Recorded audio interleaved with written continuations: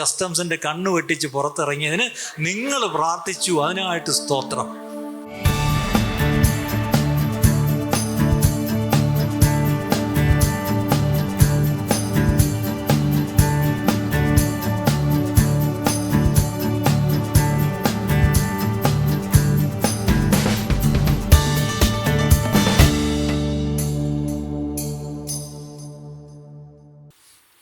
ഇവിടെ കേൾക്കുന്ന ദൈവവചനം ഞാൻ രാവിലെ പറയായിരുന്നു, നമ്മൾ ഈ വേർഡ് ദൈവവചനം, പ്രസംഗം എന്നൊക്കെ കേൾക്കുമ്പം, എക്സോർട്ടേഷൻ, പ്രബോധനം എന്നൊക്കെ കേൾക്കുമ്പം ഉടനെ നമുക്കൊരു ചിന്തയുണ്ട്, these are all spiritual things. ഉടനെ അതിനെ ഒരു ആത്മീയവൽക്കരിച്ച് ഇതെൻ്റെ പ്രായോഗിക ജീവിതത്തിലും ദൈനംദിന ജീവിതത്തിലും എനിക്ക് ഇതുകൊണ്ട് വലിയ കാര്യമൊന്നുമില്ല, എൻ്റെ ആവശ്യമില്ല. ഞായറാഴ്ച വന്ന് കേൾക്കുന്ന ഒരു നല്ല സദ്വചനങ്ങൾ, ഗുരുവചനങ്ങൾ എന്നൊക്കെ പറഞ്ഞ പോലെ ഈ വചനങ്ങളൊക്കെ നമുക്ക് സ്പിരിച്വാലിറ്റിക്ക് വേണ്ടിയുള്ള മാത്രം കാര്യമാണ് എന്നാണ്. പക്ഷെ എൻ്റെ ഡേ ടു ഡേ ലൈഫ്, എൻ്റെ ദൈനംദിന ജീവിതത്തിൽ അത് പലപ്പോഴും എനിക്ക് പ്രാക്ടീസ് ചെയ്യാൻ കഴിയുന്നില്ല. ഞാൻ പറയാറുണ്ട്, ഈ വചനത്തിൽ എന്നെയും നിങ്ങളെയും കൊണ്ട് പ്രാക്ടീസ് ചെയ്യാൻ, നടപ്പിൽ വരുത്താൻ കഴിയാത്ത ഒരു കാര്യം ഇതിനകത്തില്ല. അത് ഓർക്കണം ആദ്യം. ഇത് ക്രിസ്ത്യാനികൾക്ക് വേണ്ടി മാത്രമുള്ള ചില വചനങ്ങളല്ല, ഇത് സർവ്വലോക മനുഷ്യർക്കും വേണ്ടിയുള്ളതാണ്. അങ്ങനെയെങ്കിൽ അതിൽ നിന്ന് ഇതിൽ നമുക്ക് പാലിക്കാൻ കഴിയാത്ത ഒരു കാര്യവും ഇതിനകത്തില്ല. ചിലപ്പോൾ ഇംഗ്ലീഷ് വേറൊരു വാക്കുണ്ട്, ഐഡിയൽ. പക്ഷേ ഞാൻ പറയാറുണ്ട്, ideal is they, but what about real? അല്ലേ, എനിക്കൊരു വേദന ഉണ്ടെങ്കിൽ ആ വേദന ഈസ് റിയൽ. പക്ഷേ ആ വേദന അങ്ങനെ നിൽക്കുമ്പോൾ തന്നെയും ഓർക്കണം, ആ വേദനയ്ക്കുള്ള പരിഹാരവും ദൈവം പറഞ്ഞിട്ടുണ്ട്. അതിനായിട്ട് ദൈവത്തിന് സ്തോത്രം, ദൈവത്തിന് സ്തോത്രം. ഇന്ന് കഴിഞ്ഞ കുറേ ആഴ്ചകളായിട്ട് ഇവിടെ പ്രത്യേകിച്ച് ഇടദിവസങ്ങളിൽ വരുന്നവർക്കറിയാം, ഇടദിവസങ്ങളിലെ പ്രാർത്ഥനകൾക്കോ സ്റ്റാഫ് ഡിവോഷനോ അല്ലെങ്കിൽ അതൊക്കെ വരുമ്പം ഞങ്ങളിവിടെ പല കാര്യങ്ങൾ വചനം ഞങ്ങൾ പഠിക്കാറും ഷെയർ ചെയ്യാറും ഒക്കെ ഉണ്ട്, ഒന്നിച്ച് പഠിക്കാറുണ്ട്. അങ്ങനെ ഞങ്ങൾ ഷെയർ ചെയ്യുന്ന പല കാര്യങ്ങളാണ് ഞായറാഴ്ച ഈ പ്രസംഗിക്കുന്നത്, നിങ്ങൾ ഓർത്തോണം. അപ്പം അങ്ങനെ പഠിക്കുമ്പം honestly we were checking our lives. ഇവിടെ പ്രത്യേകിച്ച് കർത്താവിൻ്റെ വേലയിലായിരിക്കുന്ന പലരും ഇവിടെ ഉണ്ടല്ലോ, ഈ ചർച്ചുമായിട്ട് ബന്ധപ്പെട്ടും.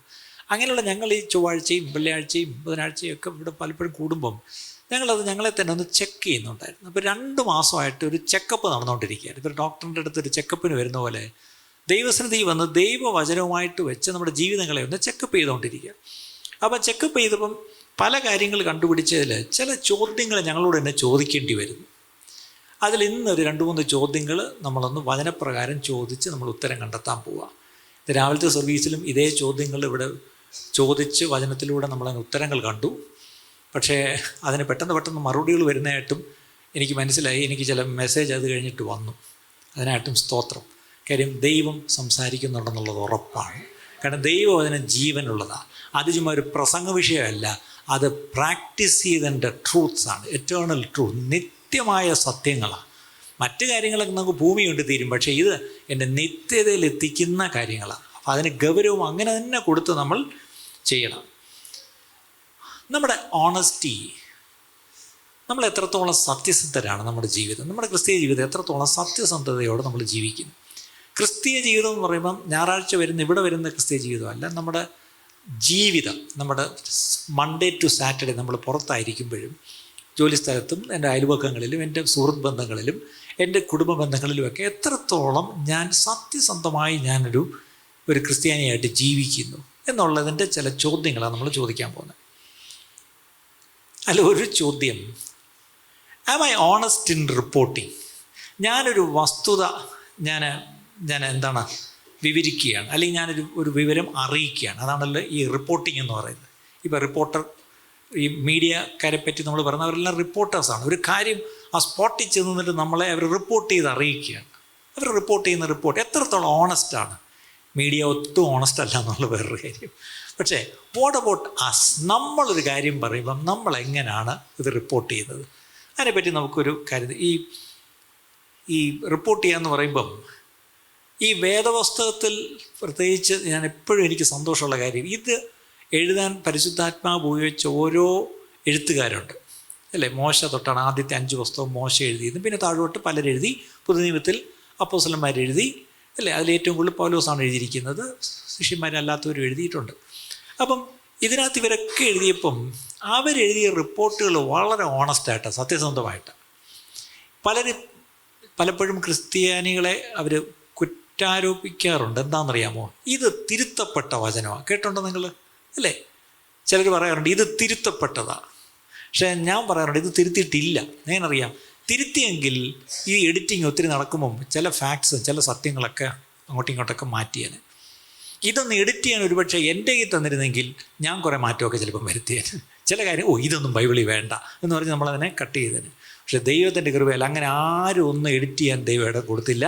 അതുകൊണ്ട് തന്നെയാണ് ഇത് മാറ്റമില്ലാത്ത ദൈവവചനം തന്നെയായിരിക്കുന്നത്.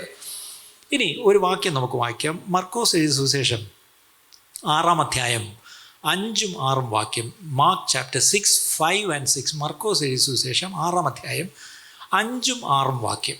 ഏതാനും ചില രോഗികളുടെ മേൽ കൈവച്ച് സൗഖ്യം വരുത്തിയത് അല്ലാതെ അവിടെ വീര്യപ്രവൃത്തി ഒന്നും ചെയ്യുവാൻ കഴിഞ്ഞില്ല. അയ്യോ, ഇത് ആരുടെ കാര്യമാ? യേശു ഭൂമിയിലുണ്ടായിരുന്നപ്പം ആരുടെയൊക്കെ തല കൈ വെച്ച് ആർക്കൊക്കെ ഏതൊക്കെ കിട്ടി. അല്ലാതെ മൊത്തത്തിൽ അവിടെ കാര്യമായിട്ടൊന്നും രോഗശാന്തി ഒന്നും സംഭവിച്ചില്ല. യേശു നടത്തിയ ഒരു ഈവൻ്റാണ്. പക്ഷെ അവിടെ കാര്യമായിട്ട് രോഗശാന്തി നടന്നില്ല. ഞാനാണ് റിപ്പോർട്ട് ചെയ്തത്. ഇതൊരു നാണക്കേടാ. ഇവിടെ വല്ല രോഗശാന്തിക്കാരും ഒന്ന് വലിയ ഫ്ലെക്സ് അടിച്ച് ഭയങ്കര പരസ്യം കൊടുത്തൊരു യോഗം നടത്തി ഒത്തിരി രോഗികൾ വന്ന് പലരും സൗഖ്യം വരാതെ പോയിട്ടുണ്ട്. അത് സത്യമാണ്, അല്ലേ? അത് തന്നെ നമ്മളങ്ങോട്ട് സൗഖ്യമായില്ല എന്ന് നമ്മൾ പറയത്തില്ലേ? ഏതെങ്കിലും ആരുടെയെങ്കിലും മൂക്കിപ്പനി മാറിയെങ്കിൽ കൊണ്ടുവന്ന് സ്റ്റേജിൽ കൊണ്ടുവന്ന് എത്ര എത്ര എത്ര എത്ര എന്തൊക്കെയാണ് നമ്മൾ കാണിക്കുന്നത്, അല്ലേ?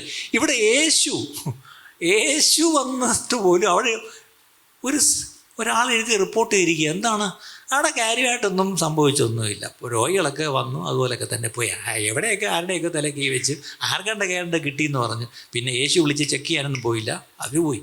ചുരുക്കി പറഞ്ഞാൽ അവിടെ വലിയ സംഭവമൊന്നും ഉണ്ടായില്ല. ദൈവമേ, ഇങ്ങനെയൊക്കെ എഴുതാമോ? ഇതാണ് ഞാൻ പറഞ്ഞത് തിരുത്തിയിട്ടില്ല എന്നുള്ളതിൻ്റെ തെളിവ്.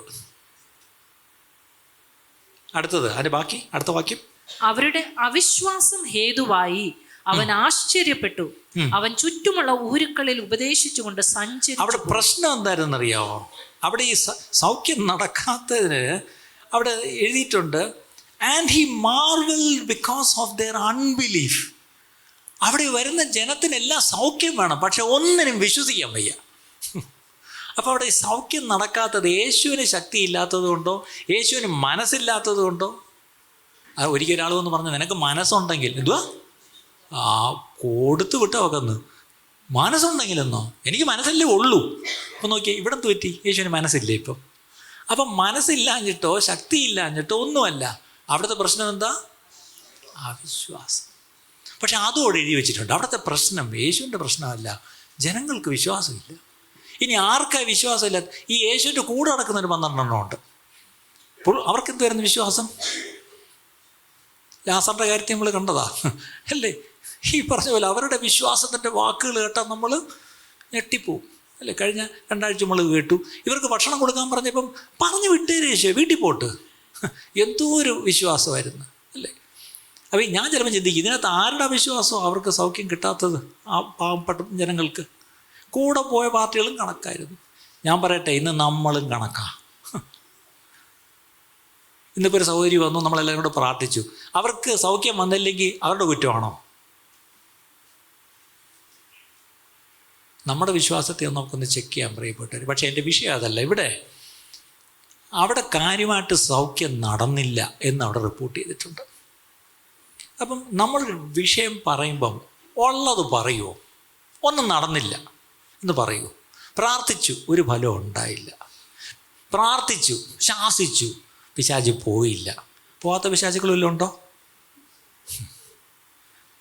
ചിലപ്പോൾ പിശാച് പോകാതിരിക്കും, ചിലപ്പോൾ രോഗം മാറാതിരിക്കും, അല്ലേ? പക്ഷേ അത് സമ്മതിക്കുമോ നമ്മൾ?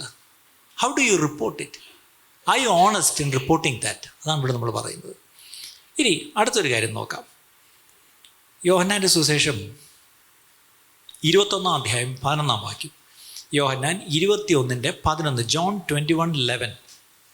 ശിമോൻ പത്രോസ് കയറി 153 വലിയ മീൻ നിറഞ്ഞ വല കരയ്ക്ക് വലിച്ചു കയറ്റി. അത്ര വളരെ ഉണ്ടായിരുന്നിട്ടും വല കീറിയില്ല. ആ റിപ്പോർട്ടിൽ നിങ്ങൾ വായിക്കുമ്പോൾ ഓരോരുത്തരും ഓരോ ആംഗിളിലായിരിക്കണം. 153 വലിയ മീൻ. ഇപ്പോൾ ഉള്ള ഏറ്റവും വലിയ മീൻ ഏതാ? നിങ്ങൾ കണ്ടുള്ള ഏറ്റവും വലിയ മീൻ ഏതാ? അടുത്തത്, ആ വല വലിച്ചു കയറ്റിയിട്ടും വല കീറിയില്ല, അല്ലേ? ഓരോ ആംഗിളിൽ നിന്നാണ് റിപ്പോർട്ട് ചെയ്യുന്നത്. പക്ഷെ ഞാൻ അവിടെ കണ്ടത് എന്താണെന്നറിയാം? എത്ര മീനായിരുന്നു? 153. അതെന്താ? ഇനി അതിൻ്റെ തിയോളജി ഒന്നും എനിക്കറിയത്തില്ല. ഒന്ന് മാത്രം അറിയാം, അവിടെ കറക്റ്റ് എണ്ണം പറഞ്ഞു. അതിൻ്റെ അർത്ഥം ദർ വാസ് നോ എക്സാജറേഷൻ. ഇന്ന് നമ്മുടെ ഒരു പ്രശ്നം എന്താണെന്നറിയാം? നമ്മളെല്ലാം ഇച്ചിരി കൂട്ടിപ്പറയും. ഇച്ചിരി കൈ നിട്ടടിക്കുന്നവരൊക്കെ ഒന്ന് കൈ പൊക്കിക്കേ. അതിശയോക്തി കലർത്തി വർണ്ണിക്കുക, ഉള്ളതിലും വലുതാക്കി പറയുക. അതാണ് എക്സാജറേഷൻ്റെ ഡിക്ഷണറി മീനിങ്. ഞാനിപ്പോൾ ഇവിടെ നോക്കി ഡിക്ഷണറി. എനിക്ക് എക്സാജറേഷൻ കറക്റ്റ് മലയാളം കിട്ടുന്നില്ല. അവസാനമാണ് കിട്ടിയത്. എന്താണ്? അതിശയോക്തി കലർത്തി വർണ്ണിക്കുക. ആ സ്വഭാവം ഉണ്ടോ? ആ സ്വഭാവമല്ല, ആ സ്വകേടുണ്ടോ? അടുത്തത്, ഉള്ളതിലും വലുതാക്കി പറയുക. ഞാനാണത് എഴുതിയിരുന്നെങ്കിൽ ആ വല വലിച്ചു കയറ്റി ഏകദേശം ഒരു 100-200 മീനുണ്ടായിരുന്നു. എൻ്റെ അമ്മ, മീനിൻ്റെ ഒരു വലിപ്പം! നല്ല നേരം വലിപ്പത്തിനെ പറ്റി കൂടുതൽ രീതിയിൽ പോകാത്ത നന്നായി. എണ്ണം പക്ഷേ കറക്റ്റായിരുന്നു. എന്താണ്? 153. നമ്മളായിരുന്നെങ്കിൽ ഏകദേശം 200 ഉണ്ടായിരുന്നു ബ്രദറെ. അല്ലേ ചിലപ്പം ഒരു 150 കൂടുതൽ തീർച്ചയായിട്ടും ഉണ്ടായിരുന്നു. പക്ഷേ ഒരു ഊഹം അവിടെ വേണ്ട. 153. വേദപുസ്തകത്തിൽ ഇങ്ങനെയല്ല കണക്കാരികളുണ്ട്. ഞാനും ചോദിച്ചോട്ടെ, ഡു യു എക്സാജറേറ്റ്? ഈ ഇവാഞ്ചലിസ്റ്റുകളെ പറ്റി പണ്ട് പറഞ്ഞൊരു തമാശ ഉണ്ട്. ഈ ഇവാഞ്ചലിസ്റ്റിക് ക്രൂസൈഡ്സ് നടത്തും, വലിയ സുവിശേഷ യോഗങ്ങൾ നടത്തും. പക്ഷേ എത്ര പേര് വന്നു ബ്രദറെ?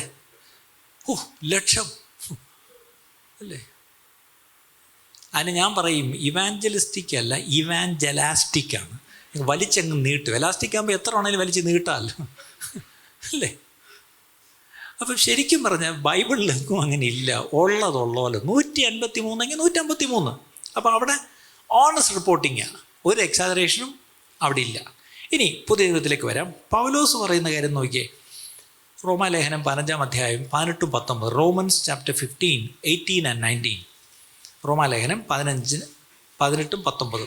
ക്രിസ്തു ഞാൻ മുഖാന്തരം ജാതികളുടെ അനുസരണത്തിനായിട്ട് വചനത്താലും പ്രവൃത്തിയാലും അടയാളങ്ങളുടെയും അത്ഭുതങ്ങളുടെയും ശക്തി കൊണ്ടും പരിശുദ്ധാത്മാവിന്റെ ശക്തി കൊണ്ടും പ്രവർത്തിച്ചതല്ലാതെ മറ്റൊന്നും മിണ്ടുവാൻ ഞാൻ തുനിയുകയില്ല.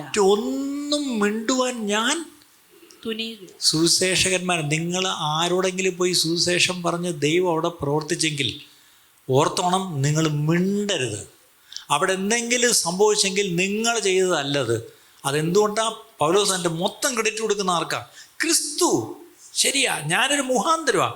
പക്ഷേ ജാതികളുടെ അനുസരണത്തിനായിട്ടാ. എന്തുവാ ചെയ്തേ?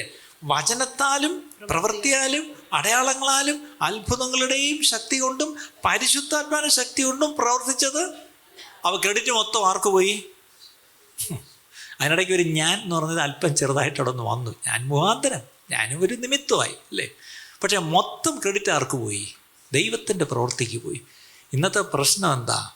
എവിടെയെങ്കിലും ചെന്ന് പ്രാർത്ഥിച്ച് ആർക്കെങ്കിലും ഒരു മൂക്കിപ്പനി മാറിയെങ്കിൽ എൻ്റെ അമ്മോ, പിന്നെ അടുത്ത ആഴ്ച വലിയ ഫ്ലക്സ്, പിന്നെ ഞാൻ പിന്നെ വെള്ളം ഉടുപ്പിൻ്റെ മണ്ടക്കൂടെ എന്തും കൂടെ ഇട്ടുകൊണ്ട് വരും. ഞാനും വല്ലപ്പോഴും ഇടുകയെ, ഒന്നും പറയില്ല. അതാണ് ഇങ്ങനെ പറഞ്ഞു.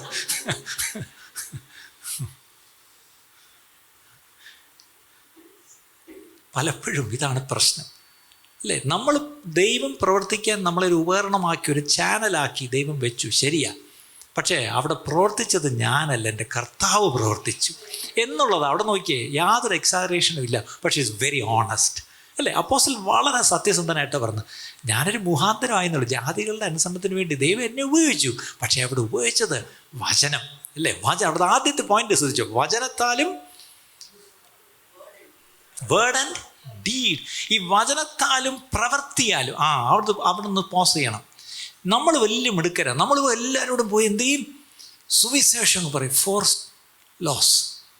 പക്ഷേ സുവിശേഷം പറഞ്ഞിട്ട് എല്ലാം കേട്ട് മനസ്സിലായില്ല. കർത്താവ് യേശു ക്രിസ്തുവിനെ ഇപ്പം സ്വീകരിക്കുമോ? ഇപ്പം സ്വീകരിക്കുന്ന ഇല്ല. പണ്ടൊരു ബാർബർ ഉണ്ടായിരുന്നു. പുള്ളിയുടെ അടുത്ത് ആര് മുടിയോട്ടം വന്നാലും എന്ത് ചെയ്യും? അവരോട് സുവിശേഷം പറഞ്ഞിട്ടേ വിടും. അപ്പം ചിലർ കട്ടിങ് ആൻഡ് ഷേവിങ്ങും കൂടെ ഉണ്ട്. അപ്പം ഷേവ് ചെയ്ത് കത്തി സുവിശേഷം തുടങ്ങി ഇവിടെ എത്തുമ്പോൾ ചോദിക്കും, കർത്താവ് യേശു ക്രിസ്തുവിനെ ഇപ്പം സ്വന്തം രക്ഷിതാവായി സ്വീകരിക്കുമോ? പറ. കത്തി എവിടെ ഇരിക്കുക? കത്തി കഴുത്തായിരിക്കും, ആരായാലും എന്ത് ചെയ്യും? ഇരിക്കുന്ന വല്ല ബാർബർ ഇവാഞ്ചലിസ്റ്റുമാരുണ്ടോ? ചിലരൊക്കെ ചെയ്തു നിങ്ങളിങ്ങനെ ഇപ്പം പിടിച്ച് രക്ഷിക്കപ്പെടുത്തുമെന്ന് കാണുമ്പോൾ എനിക്ക് ഇതാണ് ഓർമ്മ വരുന്നത്. വചനത്താലും പ്രവൃത്തിയാലും അതെന്താണെന്നറിയാം, നിങ്ങളുടെ ചില നല്ല പ്രവൃത്തികളും കൂടെ വേണം. വിശന്നിരിക്കുന്ന ഒരുത്തരോട് പോയിട്ട് യേശു ജീവൻ്റെ അപ്പമാണ്, ഞാൻ ലോകത്തിൻ്റെ അപ്പമായി വന്നു എന്ന് പറഞ്ഞ് ആ അപ്പത്തെ ഭക്ഷിക്കണം. സ്തോത്രം. അതേ സമയത്ത് പോയി ഒരു ഊണ് വാങ്ങിച്ചു കൊടുത്തിട്ട് പിന്നെ ബാക്കി പറ. കാര്യം മനസ്സിലായി? അതാണ് ഈ പ്രവൃത്തി. ഇന്ന് ചിലർക്ക് വചനം മാത്രമേ ഉള്ളൂ, എന്തില്ല? പ്രവൃത്തിയില്ല. ചിലർക്ക് ഒത്തിരി ചാരിറ്റി ഉണ്ട്, പ്രവൃത്തിയുണ്ട്, പക്ഷെ എന്തില്ല? ഇത് രണ്ടും കൂടെ ഒന്ന് ബാലൻസ് ചെയ്യുന്നത് എന്ത് അല്ലേ? അപ്പോസ്തലന്മാരുടെ പ്രവൃത്തി ദേ ബാലൻസ്ഡ്. എന്താണ്? They shared the word and they did deeds. പിന്നെയാണ് അടുത്തത് വരുന്നത്. എന്താണ്? അടയാളങ്ങളും അത്ഭുതങ്ങളും. കേട്ടോ, അടയാളവും അത്ഭുതവും ഇത് രണ്ടും കറക്റ്റ് ഫ്രണ്ടിലുണ്ടെങ്കിൽ പുറകിൽ അടയാളങ്ങളും അഡ്വങ്ങളും ഫോളോ ചെയ്തോളും. ഞാൻ എപ്പോഴും പറയാറുണ്ട്, വണ്ടിയെ കുതിരയുടെ മുമ്പേ കെട്ടരുത്, കുതിരയെ മുമ്പിൽ കെട്ടണം, അതിൻ്റെ പുറകിൽ വേണം വണ്ടിയെ കെട്ടാൻ. ഫ്രണ്ടിൽ ഈ പറഞ്ഞാൽ ഈ വചനവും ഈ പ്രവൃത്തിയൊക്കെ വേണം, അതിൻ്റെ പുറകെ അത്ഭുതവും അടയാളവും പരിശുദ്ധാത്മാവിൻ്റെ ശക്തിയൊക്കെ പുറകെ വന്നോളൂ. കാര്യം നമ്മൾ പറഞ്ഞ വചനം സത്യമാണെന്ന് തെളിയിക്കേണ്ട ചുമതല നമ്മുടേതല്ല, അത് ദൈവത്തിൻ്റെ ചുമതലയാണ്. യേശു സൗഖ്യദാതാവാണെന്ന് ഞാൻ പറയണം, അല്ലേ? പക്ഷേ സൗഖ്യദാതാവാണോ അല്ലയോ എന്ന് ഞാൻ തെളിയിക്കേണ്ട, എൻ്റെ യേശു തെളിയിച്ചോളും. ഇന്ന് നമ്മുടെ പ്രശ്നം നമുക്ക് തന്നെ വലിയ ബോധ്യമില്ല. അതുകൊണ്ടാണ് നമ്മളിത് എത്ര 1 കാണാമോ? എത്ര 2 എത്ര? എനിക്ക് തന്നെ വലിയ ബോധ്യമില്ല, അതുകൊണ്ടല്ലേ ഞാൻ ചെക്ക് ചെയ്യുന്നത്. That's none of my business. ഞാൻ സൗഖ്യദായകനെ പരിചയപ്പെടുത്തി, ഇനി സൗഖ്യം കൊടുക്കുന്നത് ഞാനല്ല, അതെൻ്റെ കർത്താവാണ്. ഇതൊന്നും മിനിമം കാര്യം ഈ ഇന്നത്തെ സുവിശേഷകരൊന്നും പഠിച്ചിരുന്നെങ്കിൽ മതിയായിരുന്നു. സത്യം, ലോകം ഇന്ന് നമ്മളെ നോക്കി ചിരിക്കുക, സോഷ്യൽ മീഡിയ നമുക്കിട്ട് പൊങ്കാലയിടുക. ഇതിൻ്റെ കാര്യം എന്താ? ഇതാണ്. ഈ വചനം ഒന്നും തലേ കയറിയാൽ മതിയായിരുന്നു. ആദ്യം വചനം കൊടുക്കുക, അതിനനുസരിച്ചുള്ള പ്രവൃത്തി ചെയ്യുക, അത് കഴിഞ്ഞ് അടയാളങ്ങളും അത്ഭുതങ്ങളും പരിശുദ്ധാത്മാവിൻ്റെ ശക്തി എല്ലാം വരും. എന്നിട്ട് പറയാം, അതുകൊണ്ട് ഞാനൊന്നും മിണ്ടത്തില്ല, പരിശുദ്ധാത്മാവും ദൈവമാണ് ചെയ്തത്, അല്ലേ എന്നാണ് എഴുതിയിരിക്കുന്നത്. അപ്പം ഇതിൽ നിന്ന് എന്ത് മനസ്സിലായി? എന്തുവരും നമ്മുടെ point? How do you report? Are you honest in reporting? And do you in any way exaggerate? അതിശയോക്തി കൂട്ടി പറയുമോ? ഇനി പ്രത്യേകിച്ച് കർത്താവിൻ്റെ വേല ചെയ്യുന്നവർ ഒരാളോട് സുവിശേഷം പറഞ്ഞു, വേറൊരു രോഗിക്ക് വേണ്ടി പ്രാർത്ഥിച്ചു, ഇതൊക്കെ ദൈവം നിങ്ങൾക്ക് അവസരം തരും. പക്ഷേ അതെല്ലാം വന്ന് എവിടെയെങ്കിലും പറയുമ്പം സത്യസന്ധമായിട്ടേ പറയാവൂ. ഒരിക്കലും കൈ നീട്ടടിക്കരുത് കേട്ടോ. ഉള്ള കാര്യം ഉള്ളതുപോലെ പറഞ്ഞേക്കുക. അതിന് ദൈവം നിങ്ങൾക്ക് കൃപ തരട്ടെ. രണ്ടാമത്തെ പോയിന്റിലേക്ക് നാം പറയാം. ഇത് ഇന്ന് രാവിലെ ഇത് സംസാരിച്ചപ്പോൾ വളരെ ശക്തമായിട്ട് ദൈവം പ്രവർത്തിച്ചായിട്ട് ഞാൻ കണ്ടു. വേറൊന്നുമല്ല, am I faithful in financial matters? നമ്മളെ ദൈവം ഏൽപ്പിക്കുന്ന ധനം, അല്ലേ? നമുക്ക് ദൈവം നമ്മുടെ കയ്യിൽ തരുന്ന പണമില്ലേ, നമ്മുടെ ചിലവിനായിട്ടും കാര്യങ്ങൾക്കും തരുന്നതാണ്. പക്ഷെ അതിൽ ഞാൻ വിശ്വസ്തനാണോ? ചില വാക്യങ്ങളൊന്ന് നോക്കാം. മത്തായി സുവിശേഷം 22-ാം അധ്യായം 17 മുതൽ 21 വരെ. Matthew chapter 22:17-21. മത്തായി 22:17 മുതൽ 21 വരെ. നിനക്ക് എന്തു തോന്നുന്നു? കൈസർക്ക് കരം കൊടുക്കുന്നത് വിഹിതമോ അല്ലയോ എന്ന് പറഞ്ഞു തരണമെന്ന് പറയിച്ചു. യേശു അവരുടെ ദുഷ്ടത അറിഞ്ഞ്, കപടഭക്തിക്കാരെ, എന്നെ പരീക്ഷിക്കുന്നത് എന്ത്? കരത്തിനുള്ള നാണയം കാണിപ്പീൻ എന്ന് പറഞ്ഞു. അവർ അവന്റെ അടുക്കൽ ഒരു വെള്ളിക്കാശു കൊണ്ടുവന്നു. അവൻ അവരോട്, ഈ സ്വരൂപവും മേലെഴുത്തും ആരുടേതെന്ന് ചോദിച്ചതിന് കൈസറുടേതെന്ന് അവർ പറഞ്ഞു. എന്നാൽ കൈസർക്കുള്ളത് കൈസർക്കും ദൈവത്തിനുള്ളത് ദൈവത്തിനും കൊടുപ്പീൻ എന്ന് അവൻ അവരോട് പറഞ്ഞു. കൈസർക്കും ദൈവത്തിനുള്ളത് ദൈവത്തിനും കൊടുക്കും. ഇപ്പം നിങ്ങൾ എന്തെങ്കിലും പാസ്റ്റർ എന്തായി പറഞ്ഞു വരുന്നത്? ദശാംശം കൊടുക്കണമെന്ന് വല്ലതും പഠിപ്പിക്കാൻ വരുവാണോ? അല്ല, അതല്ല അവിടുത്തെ വിഷയം. ഇന്നിപ്പോൾ എൻ്റെ വിഷയം ദശാംശമൊന്നുമല്ല. ഇവിടെ അറിയാമല്ലോ. അവിടെ യേശുവിനോട് ചോദിക്കുക, കൈസർക്ക് കരം കൊടുക്കുന്നത് വിഹിതമോ അല്ലയോ എന്ന് പറഞ്ഞു തരണം. ഇത് ചോദിക്കുന്ന കേട്ടതൊന്നും വളരെ ഇന്നസെൻ്റ് ആയിട്ടാണ്, അറിയാത്തതുകൊണ്ട് ചോദിക്കുക. യേശുവെ, ശരിക്കും ഇത് നമ്മൾ കൊടുക്കണോ? ആ ചോദ്യത്തിൻ്റെ ആ മട്ടൊക്കെ കണ്ട ഭയങ്കര സിൻസിയറാ, വിളഞ്ഞ പുള്ളികളാ. തൊട്ടടുത്ത് വാക്യത്തിയുണ്ട്, അതുങ്ങളുടെ ഉള്ളിലെ ദുഷ്ടത കർത്താവ് അറിഞ്ഞു. ഉടനെ കർത്താവ് പറയുക, എന്തോ നിങ്ങളുടെ പ്രശ്നം? നിങ്ങൾ എന്തോ ഒരു നാണയം കൊണ്ടുവന്നേ എടുത്ത്. ഇതിൽ ആരുടെ ചിത്രമാണ്, ആരുടെ ആലേഖനം ചെയ്തിരിക്കുന്നത്? കൈസർക്ക്. കൈസറിൻ്റെ. ഓക്കെ, കൈസർക്കുള്ള കൈസർക്ക് കൊടുക്കുക, ദൈവത്തിനുള്ള ദൈവത്തിന് കൊടുക്കുക. ഇതെവിടെ കൺഫ്യൂഷൻ? അത് ഇംഗ്ലീഷിലൊന്ന് വായിക്കുമ്പോഴാണ് അത് വളരെ ഇൻട്രസ്റ്റിംഗ് ആയിട്ട് എനിക്ക് തോന്നി. Is it lawful? അവിടെ അപ്പോൾ അത് ചോദിക്കുമ്പം അത് ഇന്നൊരു ട്രാൻസ്ലേഷൻ ഇവിടെ വായിച്ചപ്പോഴാണ് വളരെ കൃത്യമായിട്ട് എഴുതിയിട്ടുണ്ട്. ഈ പറഞ്ഞ പോലെ സീസർക്കുള്ളത് സീസർക്ക്. അത് അടുത്ത വാക്യത്തിൽ വരുമ്പോഴാണ്, റോമാലേഖനത്തിൽ പുതിയ നിയമത്തിലേക്ക് വരുമ്പോൾ നമുക്ക് നല്ലൊരു വാക്യം ലേഖനങ്ങളിലുണ്ട്, അതിലേക്ക് വരുമ്പോഴാണ് കുറച്ചുകൂടെ കൃത്യം. റോമാലേഖനം 13-ാം അധ്യായം 5 മുതൽ 7 വരെ ഒന്ന് വായിച്ചേ. റോമാലേഖനം 13-ാം അധ്യായം 5 മുതൽ 7 വരെ.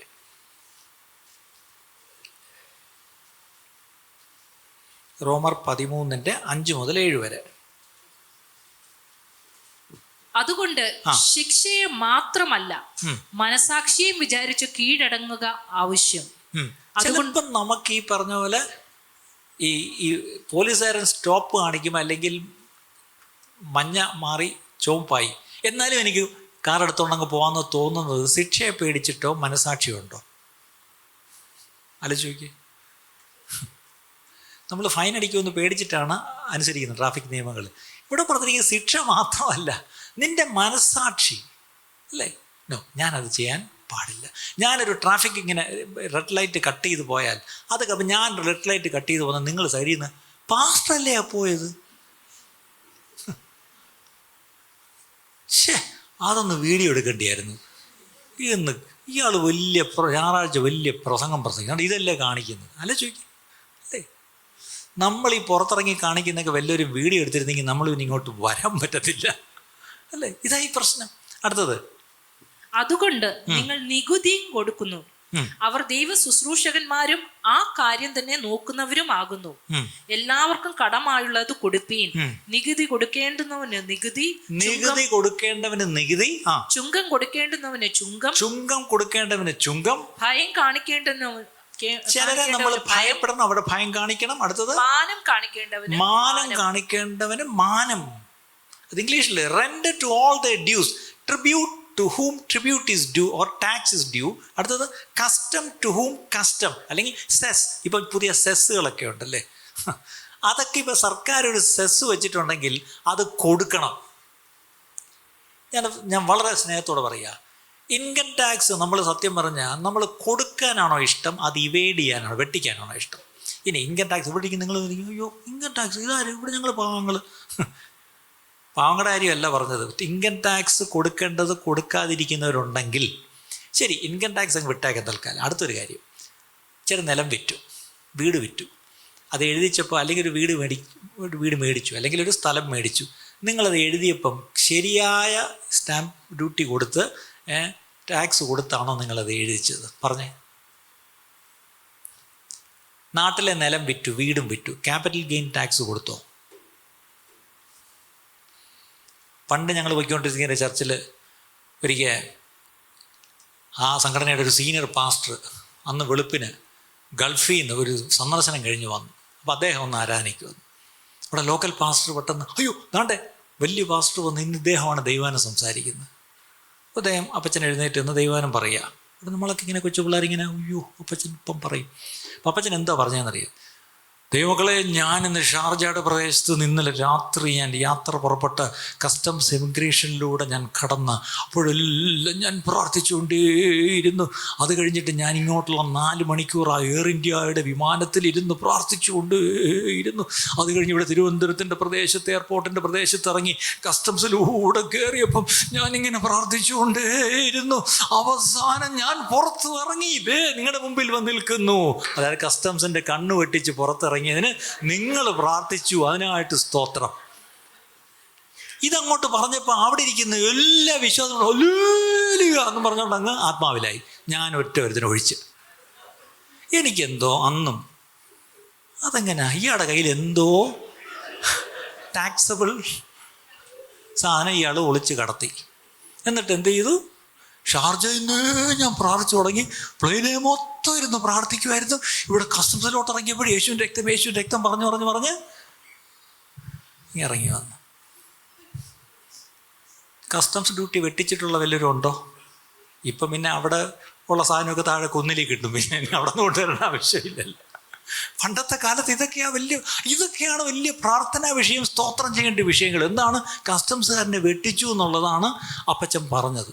അപ്പച്ചൻ ഇന്ന് കർത്താന സന്നിധി ഇപ്പോൾ ഇവിടെ ഇല്ല, ഈ പറഞ്ഞ അപ്പച്ചൻ. ഞാൻ പറയാം, എനിക്ക് അങ്ങേത് പറഞ്ഞ പോട്ടെ, അങ്ങേർക്കറിയാം ഈ സാധനം വെട്ടിച്ച് ഇങ്ങനെ കൊണ്ട് എത്തിക്കാൻ പെട്ടപാട്. പക്ഷെ ഇതിന് അല്ലേലിയ പറഞ്ഞമാരെ എനിക്ക് മനസ്സിലാവത്ത്.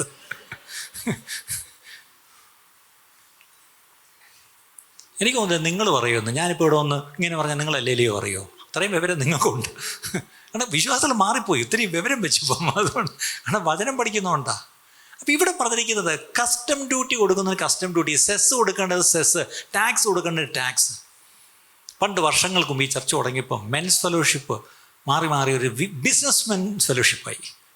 എല്ലാ ചൊവ്വാഴ്ച ഞങ്ങളുടെ വീട്ടിൽ വെച്ചിട്ട് ബിസിനസ്മെൻ ഫെലോഷിപ്പായി. അന്ന് ചർച്ചയിൽ കുറേ ബിസിനസ്സുകാരുണ്ട്, എല്ലാം ചില്ലറ പാർട്ടികളല്ല, എല്ലാം വൻ കക്ഷികളായിരുന്നു. ഇവർ വന്നിരുന്നത് ഭയങ്കര ഡിസ്കഷനാണ്. ഡിസ്കസ് ചെയ്ത് പോകുന്ന എന്താണെന്ന് എനിക്ക് മനസ്സിലായി. എന്താണ്? ടാക്സ് വെട്ടിക്കാനുള്ള പരിപാടിയാണ് ഇവർ പറയുന്നത്. അതായത് ഞാനൊരു പ്രോജക്റ്റ് എടുത്ത് ചെയ്യുമ്പം ഒരു ടാക്സ് കൊടുക്കണോ, അത് സെയിൽസ് ടാക്സ് കൊടുക്കണോ, ആ ടാക്സ്, ഈ ടാക്സ്. അപ്പോൾ ഇവരിതിനെല്ലാം വേറെ വേറെ പേരിട്ട് അവരതിനെ അങ്ങ് ന്യായീകരിക്കുക. ഒരു ദിവസം എനിക്ക് മനസ്സിലായി ഇത് നേരെ പോകത്തില്ല. കാര്യം ഇവർ ഈ പറയുന്നത് എന്താണെന്ന് അറിയാം, ടാക്സ് വെട്ടിക്കാൻ എന്ത് വഴിയുണ്ടെന്നുള്ളതിൻ്റെ ന്യായങ്ങളാണ് ഇരുന്നുകൊണ്ട് പറയുന്നത്. അതിന് എവിടെയെങ്കിലും ഒരു വാക്യം ഉണ്ടോ എന്നാണ് ഈ കിടന്ന് തപ്പുന്നത്. അവസാനം ഒരു സുപ്രഭാതത്തിൽ എനിക്ക് ദേഷ്യം വന്നു. ഞാൻ പറഞ്ഞു, ബിസിനസ്മെൻ ഫെലോഷിപ്പ് ഇന്നുകൊണ്ട് നിർത്തിയിരിക്കുന്നു. ഓക്കെ, നമുക്കിവിടെ മെൻസ് ഫെലോഷിപ്പ് മതി, ബിസിനസ്മെൻ വേണ്ട. സത്യം പറഞ്ഞാൽ ആ കൂട്ടായ്മ അന്ന് നിർത്തി എന്നുള്ളതാണ് സത്യം. ഇതാണ് നമ്മുടെ പ്രശ്നം, ഈ ഇവൈഡിങ്. ഇത് ലോകം പറയും you can evade tax, that's okay, അതിന് കൺസൾട്ടൻസ് തന്നെ ഉണ്ടായിരിക്കും. പക്ഷെ ഇവിടെ വചനം പറയുന്നു നീ കൊടുക്കണമെന്ന കരം കൊടുക്കണം, നീ കൊടുക്കണമെന്ന നികുതി കൊടുക്കണം, അല്ലേ, നീ കൊടുക്കണമെന്ന ഫൈൻ ചിലപ്പം കൊടുക്കണം. ഇതെല്ലാം കൊടുക്കേണ്ടത് തന്നെയാണ്. ഇത് വെട്ടിച്ച് ആരെങ്കിലും ഇതിനകത്ത് ഇരിപ്പുണ്ടെങ്കിൽ ഇന്ന് മാനസാന്തരപ്പെട്ടോണം. ആർക്കെങ്കിലും ഇതിനെപ്പറ്റി കൂടുതൽ കാര്യങ്ങൾ, ഇവിടെ 2 അഡ്വക്കേറ്റ്സ് പുറകെ ഇരിപ്പുണ്ട്, 3 പേരിരിപ്പുണ്ട്. സൗരന്മാരുകൊണ്ട് അങ്ങോട്ട് പോവുക, സൗരന്മാരാണെന്നുകൊണ്ട് അങ്ങോട്ട് പോവുക. ഓക്കെ, ഈ കാര്യങ്ങൾ ക്ലിയർ ചെയ്ത് അടുത്ത ആഴ്ച ഫയൽ ചെയ്തിട്ട് ഇങ്ങോട്ട് വരാവൂ. മാർച്ച് 31 വരുന്നു, എല്ലാം ക്ലിയർ ചെയ്തോണം. ദൈവമക്കളാണെന്ന് പറഞ്ഞുകൊണ്ട് എന്ത് വെട്ടിപ്പ് നടത്താമെന്നൊന്നും ഒരു ലൈസൻസ് നമുക്ക് തന്നിട്ടില്ല. നമ്മൾ സിവിൽ അധികാരങ്ങൾക്കും കീഴ്പ്പെട്ട് തന്നെയാണ് ജീവിക്കേണ്ടത്. ഒരു രാമയും പറയാമോ അതിന്? നമുക്കെപ്പോഴും ദൈവികാധികാരങ്ങൾക്ക് കീഴിലാണ് ഞാൻ. അതെ, ദൈവിക അധികാരം കീഴിൽ തന്നെയാണ്. പക്ഷെ അതേ സമയത്ത് നമ്മളെ ഒരു രാജ്യത്ത് ദൈവം വെച്ചിരിക്കുന്നെങ്കിൽ, ഒരു സംസ്ഥാനത്ത് വെച്ചിരിക്കുന്നെങ്കിൽ, ഇവിടെയുള്ള സിവിൽ അധികാരികൾക്കും കീഴ്പ്പെട്ട് തന്നെയാണ് ദൈവമക്കൾ ജീവിക്കേണ്ടത്. ഇതൊക്കെ പറയണം പ്രിയപ്പെട്ടവരെ, ഇതൊക്കെ പറയണം. അതുകൊണ്ടാണ് ഇതൊക്കെ ഇവിടെ നിന്നുകൊണ്ട് പറയുന്നത്. അതുകൊണ്ട് നമ്മൾ കരം കൊടുക്കേണ്ടവർക്ക് കരം, നികുതി കൊടുക്കേണ്ടവർക്ക് നികുതി. ഇനി കരവും നികുതിയും മാത്രമല്ല, വേറെ ഒന്നുണ്ട് കാര്യം കൂടെ പറഞ്ഞു. എന്തൊക്കെയാണ്? ഭയം കൊടുക്കാം, ഭയം കാണിക്കേണ്ടവന് ഭയം. ഞാൻ രാത്രി തൃശ്ശൂരിൽ നിന്നൊരു ട്രെയിനിൽ ഇങ്ങോട്ട് വരുമ്പം എൻ്റെ അടുത്തൊരു കേരളത്തിലെ അറിയപ്പെടുന്നൊരു IAS ഓഫീസറുണ്ട്, പേര് ഞാൻ പറയുന്നില്ല. ഇടയ്ക്ക് പുള്ളി ഒരു മന്ത്രിയായിട്ടൊരു വഴക്കൊക്കെ ഉണ്ടായി, പുള്ളി രാജിവെച്ച് പോവുകയൊക്കെ ചെയ്ത്. അത്രയും ക്ലൂ മാത്രമേ തരാൻ പറ്റൂ. അദ്ദേഹം എൻ്റെ അടുത്തിരിക്കുക. അപ്പോൾ അദ്ദേഹം മുഴുവൻ നേരം അദ്ദേഹം എൻ്റെ അടുത്തിരുന്ന് ഇങ്ങനെ ഒരു iPad തുറന്ന് അദ്ദേഹം ഫുൾ ടൈം വർക്ക് ചെയ്യായിരുന്നു ഓരോ കാര്യങ്ങൾ. അദ്ദേഹത്തിൻ്റെ അപ്പുറത്ത് വേറൊരു ചെറുപ്പക്കാരൻ ഇരിപ്പുണ്ട്. എനിക്ക് തോന്നുന്നു അവനും ഇദ്ദേഹത്തിൻ്റെ ഡിപ്പാർട്ട്മെൻറ്റിലെ എന്തോ ഒരു ക്ലർക്കം കണ്ടാണ്. പക്ഷേ ഇദ്ദേഹം പോയി മീറ്റിങ്ങിന് അവനും കൂടെ വരേണ്ടിയായിരിക്കും, അതുകൊണ്ടായിരിക്കും കൂടെ പോയിട്ട് അവൻ്റെ ബോഡി ഗാർഡ് പോലും ഇരിക്കുക. പക്ഷേ ഞാൻ ശ്രദ്ധിക്കുകയായിരുന്നു, ഇദ്ദേഹം ഒരു ഉന്നത IPS ഇവിടെ പണ്ട് കളക്ടറായിട്ട് ഇവിടെ ഇരുന്നിട്ടുണ്ട്, ഇപ്പം ഇദ്ദേഹം വലിയ ആളാണ്. പക്ഷേ അദ്ദേഹത്തിൻ്റെ ഒരു സബോർഡിനേറ്റ് ഒരു സ്റ്റാഫ്, അവൻ ഇദ്ദേഹത്തോട് കാണിക്കുന്ന ബഹുമാനം ഞാൻ ഈ 4 മണിക്കൂർ ഞാൻ തൃശ്ശൂർ നിന്ന് ഇവിടം വരെ ഞാൻ ശ്രദ്ധിക്കുകയായിരുന്നു. I was really moved by the way this young fellow was showing honour. ഈ അദ്ദേഹത്തിൻ്റെ ബോസ് ആയിരിക്കാം അല്ലേ, ആ ബോസിനോട് അവൻ കാണിച്ച ബഹുമാനം കണ്ടു പഠിക്കണം പ്രിയപ്പെട്ടവരെ. ഇന്ന് ഞാൻ പറയട്ടെ, ഇന്ന് ഒരു ബഹുമാനമില്ലാത്ത അഹങ്കാരികൾ ആരാന്നറിയാം? സർക്കാരിൽ പോലും ലോകത്ത് പോലും ബഹുമാനം കൊടുക്കേണ്ടവനും ഭയം കാണിക്കേണ്ടവന് ഭയം. പക്ഷേ ഇവർ ഫുഡ് വന്നപ്പം എനിക്കിഷ്ടപ്പെട്ടു. ഇദ്ദേഹം എല്ലാം തുറന്നു, ഇദ്ദേഹത്തിന് നോൺ വെജാണ് വന്നത്. ആ പയ്യന് പാവം വെജാണ് കിട്ടിയത്. അപ്പോൾ ഇദ്ദേഹം എല്ലാം അഴിച്ചു വെച്ച്, നിനക്കെന്താ വെജാണോ? അയ്യോ, നിൻ്റെ പെട്ടുപോയിട്ട് ഒരു ചിക്കൻ കറി, എന്നാ ഇത് കഴിച്ചോ? അയ്യോ വേണ്ട സാർ, എനിക്ക് വേണ്ട. കഴിക്കടോ, ഈ പ്രായത്തിലൊക്കെ കഴിച്ചില്ലേ പിന്നെ എപ്പോഴാണ് കഴിക്കുന്നത്? എന്നാ കഴിക്കും എന്ന് പറഞ്ഞ് അവന് കൊടുത്തു. അപ്പം നോക്കി, അവൻ ഇങ്ങോട്ട് ബഹുമാനം കാണിക്കുന്നുണ്ട്, ഭയം കാണിക്കുന്നുണ്ട്. പക്ഷേ എന്ത് നന്നായിട്ട് ഈ ബോസ് അവനെയും അവനെ കൺസിഡർ ചെയ്യുന്നുള്ള ഞാനിങ്ങനെ ശ്രദ്ധിക്കുകയായിരുന്നു. ഇപ്പം ഞാൻ നോക്കി വാട്ട് എ ബ്യൂട്ടിഫുൾ കോമ്പിനേഷൻ, എന്ത് നന്നായിരിക്കുന്നു. അവൻ ഇങ്ങോട്ട് ആ ബഹുമാനം കാണിക്കുന്നു, പക്ഷേ ഇയാളും ഒരു മകനെ പോലെ അവൻ്റെ അടുത്ത് പെരുമാറി. അവന് മധുരം വന്നപ്പോൾ നീ കഴിച്ചോ മധുരം എന്ന് പറഞ്ഞ് അവന് കൊടുക്കുന്നു. അപ്പോൾ അവനും കഴിക്കാൻ തന്നെ അയ്യോ സാറേ ഇല്ലടോ കഴിക്കുക, ഈ പ്രായത്തിൽ ഇതൊക്കെ കഴിക്കാടോ തനിക്ക് എന്ന് പറഞ്ഞിട്ട് അവന് കൊടുക്കുന്നു. അവരെന്ത് നന്നായിട്ട് ഇറങ്ങി അവർ പോകുന്ന ഞാൻ ശ്രദ്ധിക്കുക. അപ്പം ഞാൻ ചിന്തിച്ചു എന്ത് വാട്ട് ബ്യൂട്ടിഫുൾ ഇത്. ഒരു സിവിൽ ഉദ്യോഗസ്ഥനെ, അദ്ദേഹത്തിൻ്റെ കീഴിലുള്ള ഒരു ഉദ്യോഗസ്ഥൻ എത്ര ബഹുമാനത്തോടെ ഭയത്തോടെ കൊണ്ടുപോകുന്നു എന്നുള്ള ഞാൻ ഇന്നലെ കണ്ണുകൊണ്ട് കണ്ടു. ഞാൻ ചോദിച്ചോട്ട് പോയി, ഇത് തന്നെയല്ലേ ബൈബിള് പറയുന്നത്? ഇന്ന് എത്രത്തോളം നിങ്ങൾ ജോലി ചെയ്യുന്നിടത്തൊക്കെ ഇതുപോലെയാണോ നിങ്ങളുടെ ബോസിനെ നിങ്ങൾ എങ്ങനെയാണ് കാണുന്നത്? ജോലി ചെയ്യുന്ന വലിയൊരു ഇവിടെ എല്ലാം ഈ മലയാളം സർവീസ് ഒരു ചെറിയ പ്രശ്നമാണ്. ഇതൊരു സീനിയർ സിറ്റിസൺ സർവീസ് ആണോ ചിലപ്പം തോന്നിപ്പോവും അല്ലേ?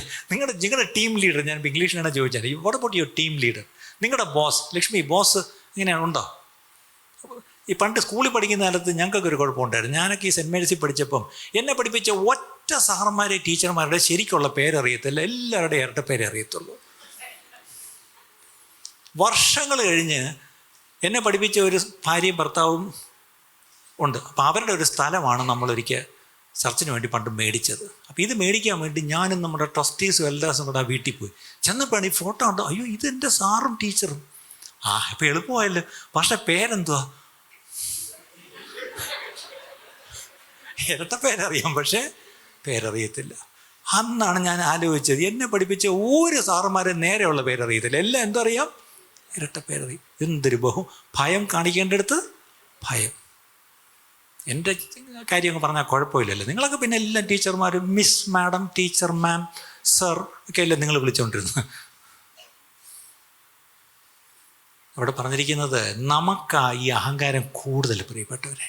ലോക മനുഷ്യർ പിന്നെയും ബഹുമാനം കൊടുക്കേണ്ടിടത്തും ഭയം കാണിക്കേണ്ടിടത്തും അത് കാണിക്കുന്നു. പക്ഷേ ഇവിടെ വേദപുസ്തകം നമ്മളെ വ്യക്തമായിട്ട് അപ്പോസ്തലനാണ് പറയുന്നത്, ഭയം കാണിക്കേണ്ടിടത്ത് ഭയം മാത്രമല്ല, അടുത്ത് എന്തായിരുന്നു? മാനം. ചിലർക്ക് നമ്മൾ മാനം കാണിക്കണം, അവരെ റെസ്പെക്റ്റ് ചെയ്യണം. പോലീസിൽ കണ്ടുണ്ടോ? ഇല്ല, ചിലപ്പോൾ ഇഷ്ടപ്പെടാത്തൊരു ബോസ് അല്ലെങ്കിൽ തൻ്റെ കീഴിലുള്ള ആൾ ചിലപ്പം പ്രൊമോട്ട് ചെയ്ത് മേളിൽ പോവും, പക്ഷെ ചെന്ന് അയാളെ സല്യൂട്ട് ചെയ്യണം. എന്തൊരു പ്രശ്നമാണ് അതാലേ ചോദിക്കുക. മാനം കൊടുത്തേ പറ്റുള്ളൂ. അടുത്തത് അന്യോന്യം സ്നേഹിക്കുക. മതി. അപ്പം ചുരുക്കി പറഞ്ഞാൽ ഇവിടെ അപ്പോസ്തലൻ എടുത്തു പറയുകയാണ്, ഒരു കാരണവശാലും ഇങ്ങനെയുള്ള കാര്യങ്ങൾ ചെയ്യാതെയോ കൊടുക്കാതെയോ ഇരിക്കരുത്, അത് ചെയ്യണം, അല്ലേ? അപ്പം ഇന്ന് ഇത് കഴിഞ്ഞ ശേഷം എവിടെയെങ്കിലും എന്തെങ്കിലും നിങ്ങൾ വെട്ടിക്കുന്നെങ്കിൽ ഇന്ന് പോയത് നേരെ ആക്കിക്കോണം. ഇന്ന് അടുത്ത ആഴ്ച അത് കഴിഞ്ഞിട്ടേ ഇങ്ങോട്ട് വരാവൂ, എന്നിട്ട് എവിടെ തിരുവത്താഴം എടുക്കാവൂ. പണ്ടൊക്കെ സഭയിൽ അങ്ങനെയായിരുന്നു, ഒരു കാര്യം ഉണ്ടെങ്കിൽ ക്രമീകരിച്ചിട്ട് വന്ന് തിരുവത്താഴം എടുത്താൽ മതി എന്തായിരുന്നു പണ്ട് പറയുന്നത്. അങ്ങനെ ഒരു കാലം ഉണ്ടായിരുന്നു. അന്ന് ദൈവസഭയ്ക്കുള്ളിലും മനുഷ്യർക്ക് പേടിയുണ്ടായിരുന്നു, ദൈവത്തെയും പേടിയുണ്ടായിരുന്നു, അന്യോന്യം ഒരു ഇതുണ്ടായിരുന്നു. ഇന്നിപ്പോൾ അതൊന്നും ഇല്ലാത്തൊരു കാലത്തിലേക്കാണ് നമ്മൾ വന്നിരിക്കുന്നത്. ഇനി അടുത്തത് നമുക്ക് നോക്കാം. 2 കൊരിന്ത്യർ 8-ാം അധ്യായം 18 മുതൽ 20 വരെ. 2 കൊരിന്ത്യർ 8-ന്റെ 18 മുതൽ 20 വരെ. 2 Corinthians chapter 8, 13 to 20. 18 to 20, 18 മുതൽ 20 വരെ.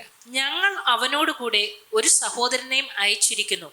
സുവിശേഷ സംബന്ധമായുള്ള അവന്റെ പുകഴ്ച സകല സഭകളിലും പരന്നിരിക്കുന്നു. അത്രയുമല്ല, കർത്താവിന്റെ മഹത്വത്തിനായും നമ്മുടെ മനസ്സൊരുക്കം കാണിപ്പാനായും ഞങ്ങളുടെ ശുശ്രൂഷയാൽ നടക്കുന്ന ഈ ധർമ്മകാര്യത്തിൽ അവൻ ഞങ്ങൾക്ക് കൂട്ടുയാത്രക്കാരനായ സഭകളാൽ തിരഞ്ഞെടുക്കപ്പെട്ടവനും ആകുന്നു. ഞങ്ങൾ നടത്തിവരുന്ന ഈ ധർമ്മശേഖര കാര്യത്തിൽ ആരും ഞങ്ങളെ അപവാദം പറയാതിരിപ്പാൻ സൂക്ഷിച്ചുകൊണ്ട് ഞങ്ങൾ കർത്താവിന്റെ മുൻപാകെ മാത്രമല്ല മനുഷ്യരുടെ മുൻപാകെയും യോഗ്യമായത് മുൻകരുതുന്നു. കണ്ടോ, കർത്താവിന്റെ മുമ്പാകെ മാത്രമല്ല മനുഷ്യരുടെ മുമ്പാകെയും ഞങ്ങൾ യോഗ്യമായത്. Not only in the sight of the Lord but also in the sight of men. ഇത് വളരെ പ്രധാനപ്പെട്ട കാര്യം. ഇത് ആ ചർച്ചിൽ ഒരു കളക്ഷൻ എടുത്തു, ധർമ്മശേഖരം എന്ന് പറഞ്ഞൊരു കളക്ഷൻ എടുത്തു. എന്തിനാ ഇത് കൊടുത്തുകൂടെ? യെരുശലേമിലെ അവിടുത്തെ വിശുദ്ധന്മാർക്കും അവിടെ ഈ പറഞ്ഞ ഈ ചർച്ച് ഇച്ചിരി റിച്ചാണ്, ഈ പറഞ്ഞ ചർച്ച്. മറ്റിടത്ത് ഈ പറഞ്ഞ പോലെ അങ്ങനല്ല, അവിടെയുള്ള വിശുദ്ധന്മാർ കഷ്ടപ്പെടുന്നവരുണ്ട്. അപ്പോൾ അവർക്ക് ഭക്ഷണം കഴിക്കാൻ ഇവിടുന്ന് ഇച്ചിരി കാശ് എത്തിക്കണം. പക്ഷേ ഈ കാശ് കളക്ട് ചെയ്ത് കൊണ്ടുപോകുമ്പം കൂട്ടത്തിൽ ഈ ചർച്ചയും തിരഞ്ഞെടുത്ത ഒരു സഹോദരനെ കൂടെ കൂട്ടത്തിൽ കൊണ്ടുപോവുക. എന്തിനാണ് അതങ്ങനെ ചെയ്തതെന്നറിയാമോ? ഒരു അക്കൗണ്ടബിലിറ്റി കീപ്പ് ചെയ്യാൻ വേണ്ടിയാണ്. ഇത് അവിടെ കൊടുത്തു, അത് ഏൽപ്പിക്കേണ്ടടുത്ത് ഏൽപ്പിച്ചു, രസീത് മേടിച്ചു, അതിവിടെ കൊണ്ട് ഫയൽ ചെയ്തു. അല്ല, ഇന്നത്തെ പോലെ ഓൺലൈൻ ട്രാൻസ്ഫർ ഒന്നും അല്ല, ഒരാളുടെ കൊടുത്തു വിടണം. പക്ഷെ ഈ അപ്പോസ്തലന്മാർക്ക് വേണമെങ്കിൽ കൊണ്ടുപോയി, ഇവരാണല്ലോ ഈ ധർമ്മകാര്യം ഇനിഷ്യേറ്റ് ചെയ്തതും, അല്ലേ? പക്ഷെ ഇവർക്ക് ഇത് എടുത്തുകൊണ്ട് പോവാം. പക്ഷേ ഈ പറഞ്ഞ ധർമ്മകാര്യം, ഈ കളക്ഷൻ കൊണ്ടുപോകാൻ ഒരാളെ കൂടെ കൊണ്ടുപോയി ബോധ്യപ്പെടുത്തി. ഇതൊരു വലിയൊരു കാര്യം. പ്രത്യേകിച്ച് ഇന്ന് ഏറ്റവും കൂടുതൽ ഈ ക്രൈസ്തവ ഇങ്ങനത്തെയുള്ള മിനിസ്ട്രീസിലും ചർച്ചസിലും ഒക്കെ ഏറ്റവും കൂടുതൽ കേൾക്കുന്നൊരു പരാതി കണ്ട, ചുമ്മാ പൈസ കൊണ്ടുപോകാന്ന് പറയുന്നു, ഇതെല്ലാം കൂടെ ഞങ്ങൾ കൊണ്ട് കൊടുക്കുന്നു, ഇതെല്ലാം കൂടെ എങ്ങോട്ട് പോകുന്നതെന്ന് ഞങ്ങൾക്ക് യാതൊരു പിടിയും ഇല്ല. ഇത് പാസ്റ്ററിൻ്റെ അക്കൗണ്ടിൽ പോകുന്നോ, ഈ പാസ്റ്ററിൻ്റെ ഭാര്യയുടെ അക്കൗണ്ടിൽ പോകുന്നോ, ഇതെങ്ങോട്ട് പോകുന്നു ഒരു പിടിയില്ല. ഇതാണ് എല്ലാവരുടെയും പേടി. ഇവിടെ നോക്കിയേ, വർഷങ്ങൾക്ക് മുമ്പ് അപ്പോസ്തലൻ ഒരു മാതൃക ഇവിടെ കാണിച്ചിരിക്കുന്നു. ഒരാളെ കൊണ്ടുപോയി ബോധ്യപ്പെടുത്തി. ഇത് ഞാൻ ചോദിച്ചോട്ടെ, ദൈവവേലയ്ക്ക് ലഭിക്കുന്ന പണം അത് എത്ര ചെറുതോ വലുതോ അതിന് കണക്കുണ്ടായിരിക്കണം അല്ലേ? അതിന് ഈ പറഞ്ഞ ഓഡിറ്റ് ഉണ്ടായിരിക്കണം. അതിനെ ഫയൽ ചെയ്യേണ്ടടുത്ത് ഫയൽ ചെയ്യണം, ഇൻകം ടാക്സിൽ ഫയൽ ചെയ്യണം അല്ലേ? അത് തീർച്ചയായിട്ടും ഒരു സഭയെ സംബന്ധിച്ചോളം ഈ ചർച്ചിൽ ദൈവകൃപയാൽ നിങ്ങൾ കൊടുക്കുന്ന ഓരോ പണവും അത് അക്കൗണ്ടിലേക്ക് പോയാൽ അത് കൃത്യമായിട്ട് ഉത്തരവാദിത്തപ്പെട്ടവർ അതെടുത്ത് ചെയ്തിട്ട് അതിൻ്റെ ഫൈനൽ അക്കൗണ്ട്സ് വേണമെങ്കിൽ നിങ്ങൾക്ക് എപ്പം വേണമെങ്കിലും പോയി ചെക്ക് ചെയ്യാനുള്ള അനുവാദം ഇവിടെ ഉണ്ട് അല്ലേ? അത്യാവശ്യം ഇവിടുന്ന് വേണ്ടുന്ന എല്ലാ സീനിയർ മെമ്പേഴ്സിനെല്ലാം അതിൻ്റെ ബാലൻസ് ഷീറ്റ് ഒരുമിച്ച് ഒരു കൗൺസിൽ മീറ്റിംഗ് കൂടുമ്പോൾ ഇത് കാണാറുണ്ട്. കഴിഞ്ഞൊരു വർഷം എത്ര രൂപ വന്നു, അത് എവിടെയൊക്കെ പോയി, ആർക്കൊക്കെ പോയി, എങ്ങനെയൊക്കെ പോയി, എല്ലാ കാര്യങ്ങളും ഉണ്ട്. ഇതുപോലെ ഞാൻ തുറന്നു പറയട്ടെ, നിങ്ങൾ എന്ത് കാര്യത്തിലും ഈ പറഞ്ഞ പോലെ ദൈവത്തെ മാത്രം ബോധ്യപ്പെടുത്തിയാൽ പോരാ. അവരെന്ത് ചെയ്യണം? എൻ്റെ ഒരു അങ്കിൾ ഉണ്ടായിരുന്നു, എടാ പണത്തിൻ്റെ കാര്യത്തിൽ വളരെ കെയർഫുള്ളായിരിക്കണം. ഓക്കെ, മനുഷ്യർ ചിലപ്പം പണം തന്നിട്ട് ഞാൻ തന്ന പണം എന്തോ ചെയ്തു എന്ന് ചിലപ്പം ചോദിക്കത്തില്ല, നിന്നോടുള്ള ഒരു സ്നേഹം കൊണ്ട് ചോദിക്കത്തില്ലായിരിക്കും അല്ലേ? ദൈവവും ഈ പറഞ്ഞ പോലെ ചിലപ്പം അപ്പം ചോദിക്കത്തില്ല. കാര്യം എന്താണ്? പിന്നെ പിടിച്ചോളാം ദൈവത്തിന് അറിയാം, അതുകൊണ്ട് പിന്നെ കുഴപ്പമില്ല, ദൈവം പിന്നെ പിടിച്ചോളും. പിശാച് അങ്ങനെയല്ല. അവൻ എന്ത് ചെയ്യും? അവൻ അപ്പം തന്നെ എന്ത് ചെയ്യും? അക്യൂസ് വേണ്ടേ അല്ലേ, ഞാൻ തന്നോണം അവിടെ പോയി അല്ലേ എന്ന് പറഞ്ഞുകൊണ്ട് വലിയ പ്രശ്നം ഉണ്ടാക്കും. അതുകൊണ്ട് നിനക്ക് ദൈവത്തെ പേടിയില്ലേലും മനുഷ്യനെ പേടിയില്ലേലും പിശാചിനെ പേടിയാണ്. എന്തിനാ? അവൻ്റെ പേര് തന്നെ അപവാദി എന്നാ. അവനെന്ത് ചെയ്യും? പ്രത്യേകിച്ച് പണത്തിൻ്റെ കാര്യത്തിൽ നീ വിശ്വസ്തതയും ട്രാൻസ്പെറൻസിയും ഇല്ലെങ്കിൽ അതെന്ത് ചെയ്യും? നിനക്ക് എതിരായിട്ട് വരും എന്നൊരു ഉപദേശം പണ്ട് തന്ന് ഞാൻ വേദവാക്യം പോലെ ഇന്നും എൻ്റെ മനസ്സിലുണ്ട്. ശരിയല്ലേ പ്രിയപ്പെട്ടവരെ? ഇന്ന് ഈ സോഷ്യൽ മീഡിയക്കുള്ളൊക്കെ ഏറ്റവും ഈ പറഞ്ഞ സോക്കോൾഡ് സെലിബ്രിറ്റീസ്, ഈ ദൈവദാസന്മാരെയും വലിയ വലിയ മിഷൻ ലീഡേഴ്സിനെയൊക്കെ ഒത്തിരി കുറ്റപ്പെടുത്തുന്നതിന് ഒരു കാരണം എന്താണ്? സാമ്പത്തികമായിട്ടുള്ള ട്രാൻസ്പെറൻസി, സുതാര്യത ഇല്ല എന്നുള്ളതല്ലേ? ഇന്ന് എന്തിനാണ് ഇത് പറയുന്നത്? ഒരുപക്ഷെ നിങ്ങൾ എന്തെങ്കിലും ഇതൊക്കെ ഞങ്ങളോട് എന്തിനാണ് പറയുന്നത്? എല്ലാം നമ്മുടെ വ്യക്തിപരമായ ജീവിതത്തിലും കുടുംബത്തിലും ഔദ്യോഗിക തലത്തിലും നിങ്ങൾ ഏതെങ്കിലും മിനിസ്ട്രിയിൽ ഉൾപ്പെട്ടിരിക്കുന്നെങ്കിലൊക്കെ ഈ ഒരു പാഠം നിങ്ങൾ പഠിച്ചോണം. ചെറിയ പണത്തിനാണെങ്കിൽ എന്ത് ചെയ്യണം? അതിനൊരു കണക്ക് അല്ലേ? വരുന്ന പണത്തിൻ്റെ ഒരു ചെറിയ കണക്ക്. എനിക്ക് ഓർമ്മയുണ്ട്, ഈ ചർച്ച് തുടങ്ങിയ ആദ്യത്തെ ആഴ്ച 1996 സെപ്റ്റംബർ മാസത്തെ ആദ്യത്തെ ആ ദിവസം, ആ ഞായറാഴ്ച കിട്ടിയ സ്തോത്ര കാഴ്ച ഒരു ചെറിയൊരു ഒരു ഒരു ഒരു എന്ത് ഒരു ഒരു ഒരു വട്ടി പോലത്തെ ഒരു സാധനം ഉണ്ടായിരുന്നു, ഒരു അടപ്പുണ്ടായിരുന്നു അതിന്. അതായിരുന്നു ഇങ്ങനെ എല്ലാം കൂടെ 40 പേര് 35 പേരിരിക്കുന്നൊരു ചർച്ച്. അന്ന് വന്ന കാശ് 155 രൂപയാണ്. അന്ന് എഴുതിയ ഒരു കൊച്ചു പുസ്തകം ഞങ്ങളുടെ വീട്ടിൽ ഇപ്പോഴും ഇരിപ്പുണ്ട്. അടുത്ത ആഴ്ചയും ഈ പറഞ്ഞ പോലെ 215 രൂപ, അതിൻ്റെ അടുത്ത ആഴ്ച 340 രൂപ. പിന്നെ ഒരിക്കലും പുറകോട്ട് പോയിട്ടില്ല കേട്ടോ, മുന്നോട്ടേ വന്നിട്ടുള്ളൂ. അപ്പം ഞാൻ ഓർക്കുകയാണ്, അതാണെങ്കിലും ഒരു രേഖ. അന്ന് ബാങ്ക് അക്കൗണ്ട് ഇല്ല, ഒന്നുമില്ല. പക്ഷേ ഈ പറഞ്ഞ പോലെ എല്ലാത്തിനും എവിടെയെങ്കിലും ഒരു കണക്കുണ്ട്. ഇതുപോലെ നമ്മുടെ എല്ലാം ജീവിതത്തിലും ഈ പറഞ്ഞ പോലെ നമ്മൾ കണക്ക് ബോധിപ്പിക്കുന്നവരാണോ?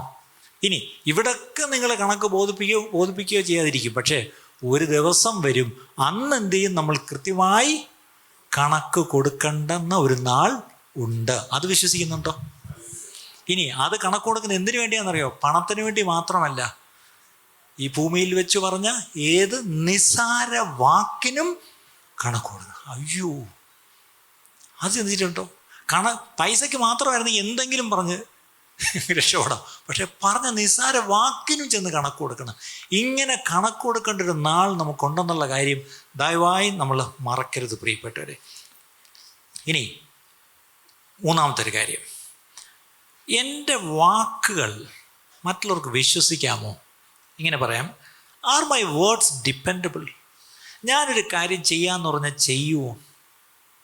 ഒരു വാക്യം നോക്കാം. മത്തായി സുവിശേഷം 5-ാം അധ്യായം 37-ാം വാക്യം. Matthew chapter 5:37. മത്തായി 5:37. നിങ്ങളുടെ വാക്ക് ഊവ് ഊവെന്നും ഇല്ല ഇല്ല എന്നും ആയിരിക്കട്ടെ, ഇതിൽ അധികമായത് ദുഷ്ടനിൽ നിന്ന് വരുന്നു. നമ്മുടെ വാക്ക് എങ്ങനെ ആയിരിക്കണം? ഒന്നുകിൽ യെസ് യെസ്, അല്ലെങ്കിൽ നോ നോ.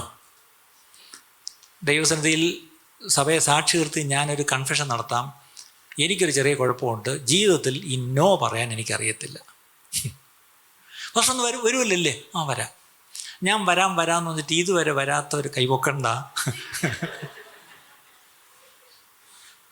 മുൻകൂർ ജാമ്യം എടുക്കുകയല്ല, എൻ്റെ ഒരു വീക്ക്നെസ്സാണ്. ആരെയും പിണക്കാൻ ഇഷ്ടമില്ല അല്ലേ? എല്ലാവരെയും കാണുമ്പോൾ ഞാൻ പറയാം, അങ്ങോട്ട് ഞാൻ വരുന്നുണ്ട്, ഈ ആഴ്ച മിക്കവാറും വരും കേട്ടോ അല്ലേ? കർത്താവ് വരുന്നു, ഇതാ ഞാൻ വേഗം വരുന്നു എന്ന് പറഞ്ഞ പോലെയാണ് പാസ്റ്ററിൻ്റെ വരും.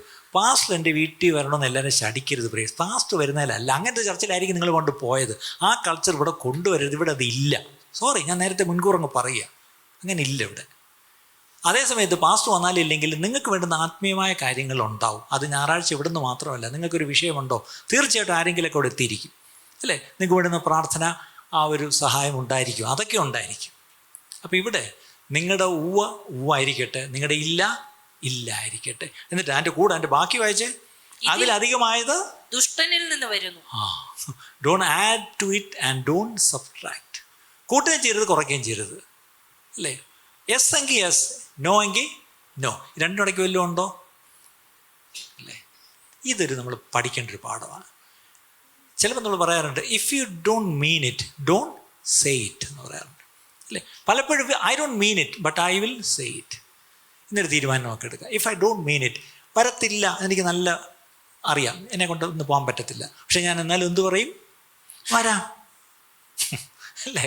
ഞാൻ വരത്തില്ല എന്ന് ബോധ്യമുണ്ടെങ്കിൽ വരത്തില്ല എന്ന് പറഞ്ഞേക്കണം അല്ലേ? അപ്പോൾ ഇവിടെ ഞാൻ എൻ്റെ ഒരു ഉദാഹരണം ആ കൂട്ടത്തിൽ അങ്ങ് പറഞ്ഞതന്നേ ഉള്ളൂ. അടുത്ത് നമുക്കൊരു നോക്കുക, എഫേസ്യ ലേഖനത്തിലേക്ക് വരാം. 4-ാം അധ്യായം 25-ാം വാക്യം. നേരത്തെ നമ്മൾ യേശു പറഞ്ഞതാണ് കേട്ടത്, ഇപ്പം അപ്പോസ്തലൻ എന്ത് പറയുന്നത് നോക്കാം. എഫേസ്യർ 4:25.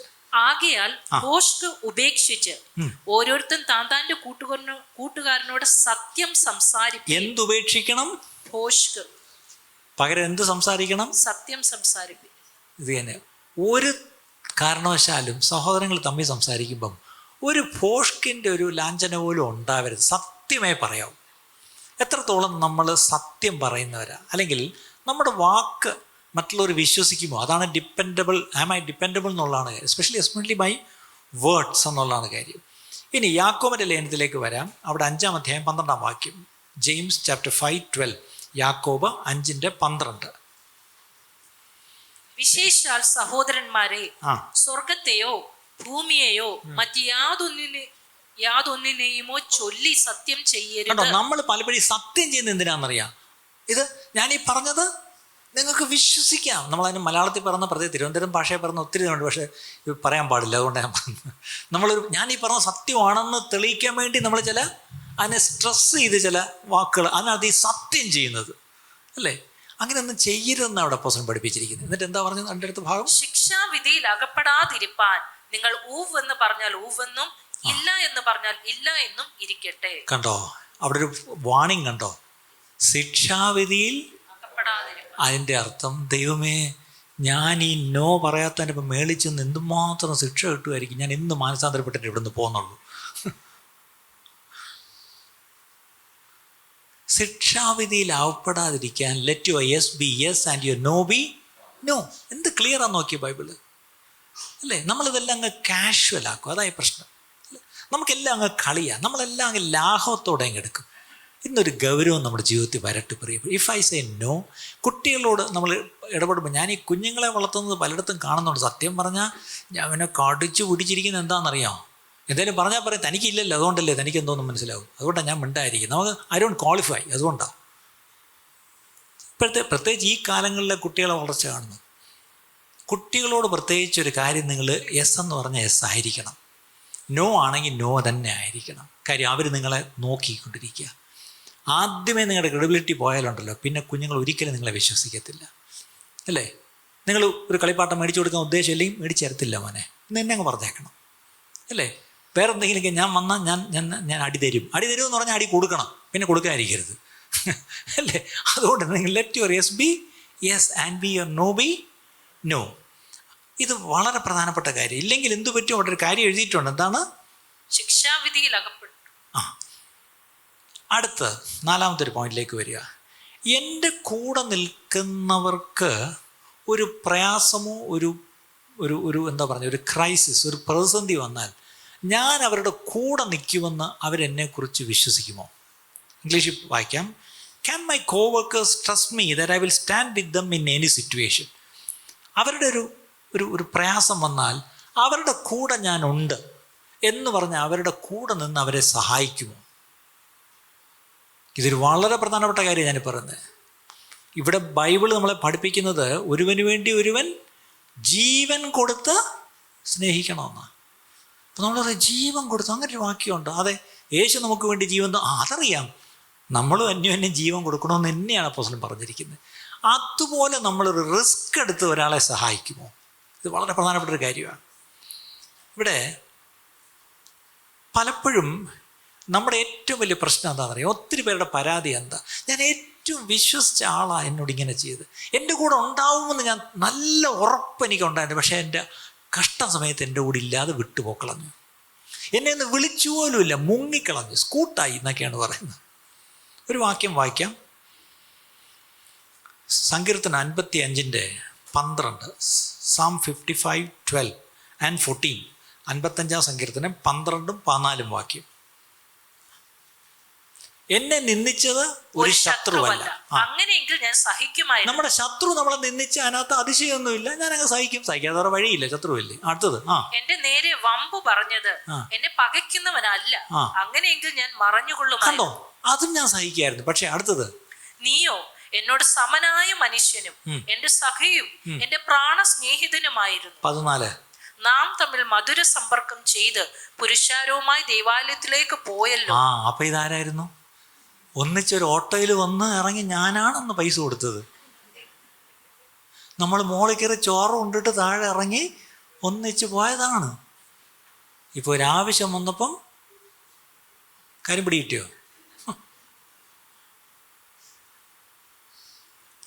കൂട്ടായ്മകളിൽ നിന്ന് കിട്ടുന്ന മുറിവുകൾ, സഭകളിൽ നിന്ന് കിട്ടുന്ന മുറിവുകൾ, അതൊരു ശരിക്കുള്ളൊരു മുറിവാണ് പ്രിയപ്പെട്ടവരെ. ഇതൊന്നും ആരും അഡ്രസ്സ് ചെയ്യത്തില്ല ഇങ്ങനത്തെ വിഷയങ്ങളിൽ. കാര്യം നമ്മളൊരു സഭയിലേക്ക് വരുമ്പം നമുക്കൊരു പ്രതീക്ഷയുണ്ട്, എൻ്റെ സഹോദരങ്ങൾ ഒരിക്കലും എന്നെ കൈവിടത്തില്ല, ഏതവസ്ഥയിൽ കൂടെ ഞാൻ പോയാലും എന്നെ വന്ന് താങ്ങും എന്നൊരു പ്രതീക്ഷയുണ്ട്. അത് ശരിയല്ല എന്ന് മനസ്സിലാകുമ്പോൾ അത് ഭയങ്കര ഒരു വേദനയായിരിക്കും. അടുത്തൊരു വാക്യത്തിലേക്ക് വരാം. സദൃശവാക്യം 17:17, Proverbs 17:17. സദൃശവാക്യം 17:17. സ്നേഹിതൻ എല്ലാ കാലത്തും സ്നേഹിക്കുന്നു, അനർത്ഥകാലത്ത് അവൻ സഹോദരനായി തീരുന്നു. ഒരു സ്നേഹിതൻ എപ്പോഴൊക്കെ സ്നേഹിക്കും? എല്ലാ കാലത്തും. എല്ലാ കാലത്തും സ്നേഹിക്കുന്ന സ്നേഹിതരൊന്ന് കൈപോക്കിക്കുക. ഇത് നമുക്കൊക്കെ ഓരോ സീസണാണ്. ഒരു സീസണിൽ ഭയങ്കര സ്നേഹം, കുറേ കഴിഞ്ഞപ്പം സീസൺ മാറി അല്ലേ? ഒരു ഞാൻ ഒരു ചെക്ക്, ഒരു ടെസ്റ്റ്. നിങ്ങളുടെ ജീവിതത്തിൽ കഴിഞ്ഞ ഒരു 25 വർഷമായിട്ട് I have A good friend. ഈ ചർച്ചിലൊന്നും വരുന്നതായിരിക്കുന്നത്, പക്ഷെ I have a friend with ഹൂം I share everything. എൻ്റെ എല്ലാ കാര്യങ്ങളും ഞാൻ എൻ്റെ കുഞ്ഞുനാൾ തൊട്ടല്ല, അല്ലെങ്കിൽ ഞങ്ങൾ പഠിക്കുന്ന കാലം തൊട്ടല്ല, അല്ലെങ്കിൽ ഈ പറഞ്ഞ പോലെ എൻ്റെ കല്യാണത്തിന് മുമ്പേ ഉണ്ട് എൻ്റെ ഫ്രണ്ടാണ്. എൻ്റെ കാര്യങ്ങളെല്ലാം എൻ്റെ ഫ്രണ്ടിനെ അറിയാം. അങ്ങനെ, അല്ലെങ്കിൽ നിങ്ങൾ വല്ലവരുടെയും ഫ്രണ്ടാണോ? സോ ദാറ്റ് സമ്മൺ ക്യാൻ ബോൾഡായിട്ട് നിങ്ങളോട് വന്ന് പറയാം. അങ്ങനെ സ്നേഹിക്കുന്ന സ്നേഹിതരുമില്ല നിങ്ങൾക്കുണ്ടോ? ഒന്ന് ആലോചിച്ച് നോക്കി. കഴിഞ്ഞ 5 വർഷമായിട്ട് നല്ല തിക്ക് ഫ്രണ്ട്സ് ആയിട്ടുള്ള ഫ്രണ്ട്സ് നിങ്ങൾക്കുണ്ടോ? കഴിഞ്ഞ 10 വർഷമായിട്ടുണ്ടോ? ഇന്നത്തെ ഏറ്റവും വലിയ പ്രശ്നം എന്താണെന്നറിയാമോ? വളരെ ചെറിയ കാലഘട്ടങ്ങളെ ഈ സ്നേഹങ്ങൾ നിൽക്കുന്നുള്ളൂ. ഞങ്ങൾ അവിടെ താമസിച്ചപ്പം അവിടെയായിട്ട് ഭയങ്കര ഫ്രണ്ട്, പിന്നെ അവിടെ വിട്ട് പോയി, പിന്നെ ഇപ്പം ഞങ്ങൾ ആ ചർച്ചിലല്ല വരുന്നത്, അതുകൊണ്ട് ഇപ്പം ഞങ്ങൾക്ക് അവിടെ ഫ്രണ്ട്സ് ഇല്ല. പിന്നെ ഓരോ സമയത്ത് കാണുന്ന കുറേ ഫ്രണ്ട്സ് മാത്രമേ നമുക്കുള്ളൂ. സ്ഥിരമായിട്ട് നിങ്ങളുടെ ജീവിതത്തിൽ ഒരു 25 കൊല്ലമായിട്ട് I have a thick friend. അങ്ങനെ എൻ്റെ തിക്ക് ഫ്രണ്ട്, എൻ്റെ പ്രാണപ്രിയന, അതവിടെ കിടക്കട്ടെ. നിങ്ങൾ ഒത്തിരി ആത്മീയം കളിക്കല്ലേ. നിങ്ങൾക്ക് അങ്ങനെ ഒരു 10 വർഷമായിട്ട് നല്ല ഫ്രണ്ട്സ് ഇല്ലെങ്കിൽ യു ഡോണ്ട് ഈവൻ ക്വാളിഫൈ. നിങ്ങളെ വിശ്വസിക്കാൻ കൊള്ളത്തില്ല. അതാ സത്യം. അപ്പം നിങ്ങൾ പറയും, ഞാൻ നല്ല ഫ്രണ്ടായിരുന്നു, അവരുടെ കഷ്ടത്തിലൊക്കെ ഞാനാണ് ഉണ്ടായിരുന്നത്, പക്ഷെ എന്നോട് ആ സ്നേഹം കാണിച്ചില്ല. ശരിയാ. പക്ഷെ നിങ്ങൾ എന്ത് ചെയ്യണമായിരുന്നു? അതിൻ്റെ പേരും പറഞ്ഞ് ആ ഫ്രണ്ട്ഷിപ്പ് കട്ട് ചെയ്യരുതായിരുന്നു. കണ്ടോ? അപ്പം നിങ്ങളുടെ ഫ്രണ്ട്ഷിപ്പ് എന്തായിരുന്നു? ഗിവ് ആൻഡ് ടേക്ക് ആയിരുന്നു. ഞാൻ അങ്ങോട്ട് ഈ സ്നേഹം കാണിച്ചതെല്ലാം തിരിച്ചിങ്ങോട്ട് തരുമെന്ന് വിചാരിച്ചോണ്ടാ. കിട്ടിയില്ല എന്ന് മാത്രമല്ല, എന്നെ നിന്ദിക്കുകയും ചെയ്തു. കട്ട് ചെയ്തു, ഫ്രണ്ട്ഷിപ്പ് തീർന്നു. ഇങ്ങനെ കട്ട് ചെയ്ത് വിടുന്നതുകൊണ്ടാണ് ഇപ്പം നമുക്ക് ലോങ് ലാസ്റ്റിംഗ് ഫ്രണ്ട്സ് ഇല്ലാതിരിക്കുന്നത്. പെർമനൻറ്റ് ഫ്രണ്ട്സ് ഇപ്പം നമുക്കില്ല. ഇനി ഞാൻ സത്യം കൂടെ പറയാം, ഇന്ന് ഏറ്റവും കൂടുതൽ ഫ്രണ്ട്സ് ഇല്ലാത്ത ആർക്കാണെന്നറിയുമ്പോൾ ദൈവമക്കൾക്കാണ്. എന്താണെന്ന് എനിക്കറിയത്തില്ല. അതേസമയം ഞാൻ ചില വീടുകളിലൊക്കെ ചെല്ലുമ്പം അവരുടെ ഞങ്ങളുടെ ചില കല്യാണങ്ങൾ ചെല്ലുമ്പം ഇത് ഞങ്ങൾ കുട്ടിക്കാലത്ത് കളിച്ചു വളർന്ന എൻ്റെ ഫ്രണ്ടാണ്. ഇത് ഞങ്ങൾ സർവീസിൽ കയറിയപ്പോൾ ഞങ്ങൾ ഒരു ദിവസം സർവീസിൽ കയറി, ഒരു ദിവസം ഞങ്ങൾ റിട്ടയർ ചെയ്തു. 35 വർഷത്തെ കാര്യമാണ് പറയുന്നത്. വേറെ ഇത് ഞങ്ങളുടെ അവൻ നോക്കുമ്പം അവരാരും വിശ്വാസികളൊന്നുമല്ല, പക്ഷെ അവരുമായിട്ട് നല്ല ബന്ധം. ഇപ്പം ഞാൻ ചിന്തിക്കും, അവിശ്വാസികൾ നല്ല മനുഷ്യരുണ്ട്, പക്ഷേ ഈ വിശ്വാസികളെന്ന് പറയുന്ന 10 വർഷമായിട്ട് I have a believer friend who is very a thick friend of mind എന്ന് പറയാൻ നിങ്ങൾക്ക് ഫ്രണ്ട്സ് ഉണ്ടോ? ഇങ്ങനത്തെ ചോദ്യങ്ങളൊന്നും ഒരിക്കലും പ്രതീക്ഷിച്ചില്ലല്ലേ ഒരു ചർച്ചയ്ക്ക് കയറി വന്നപ്പം. നിങ്ങളെല്ലാം ഇന്ന് ആത്മാവിൻ്റെ മർമ്മങ്ങൾ കേൾക്കാനാണ് വന്നത്. ഇന്ന് കേൾക്കുന്ന മർമ്മം ഇത് കേട്ടാൽ മതി. കുറേ ചോദ്യം എറിഞ്ഞു നിന്നിട്ട് പോകാനല്ല ഞാൻ പോകുന്നത്, നിങ്ങൾ ഉത്തരം കണ്ടെത്തണം. Do I have a friend other than Jesus with ഹൂം I can share? എനിക്കൊരു രഹസ്യമുണ്ട്, എനിക്ക് ആരോടെങ്കിലും ഒന്ന് പറയണം, അല്ലെങ്കിൽ ഒന്ന് കൺഫസ് ചെയ്ത് എനിക്ക് വേണ്ടി ഒന്ന് പ്രാർത്ഥിക്കാൻ പറഞ്ഞു. അങ്ങനെ പറയാൻ ഒരു ഫ്രണ്ട് ഉണ്ടോ? എന്നോട് ചിലരും ഒന്നും പറയത്തില്ല. എന്താണെന്ന് അറിയാം, ഇയാളെല്ലാം മൈക്കിൽ കൂടെ വിളിച്ച് പറയും. എന്നെ ചിലർ കാണുമ്പോഴേ പറയും, ഇതൊന്നും ഞാൻ വിളിച്ച് പറയല്ലേ.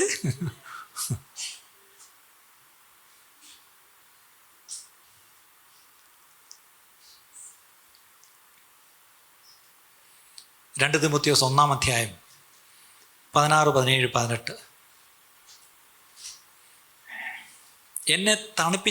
പലപ്പോഴും എന്നെ തണുപ്പിച്ചവനായ ഒനേസിഫറസിന്റെ കുടുംബത്തിന് കർത്താവ് കരുണ നൽകുമാറാകട്ടെ.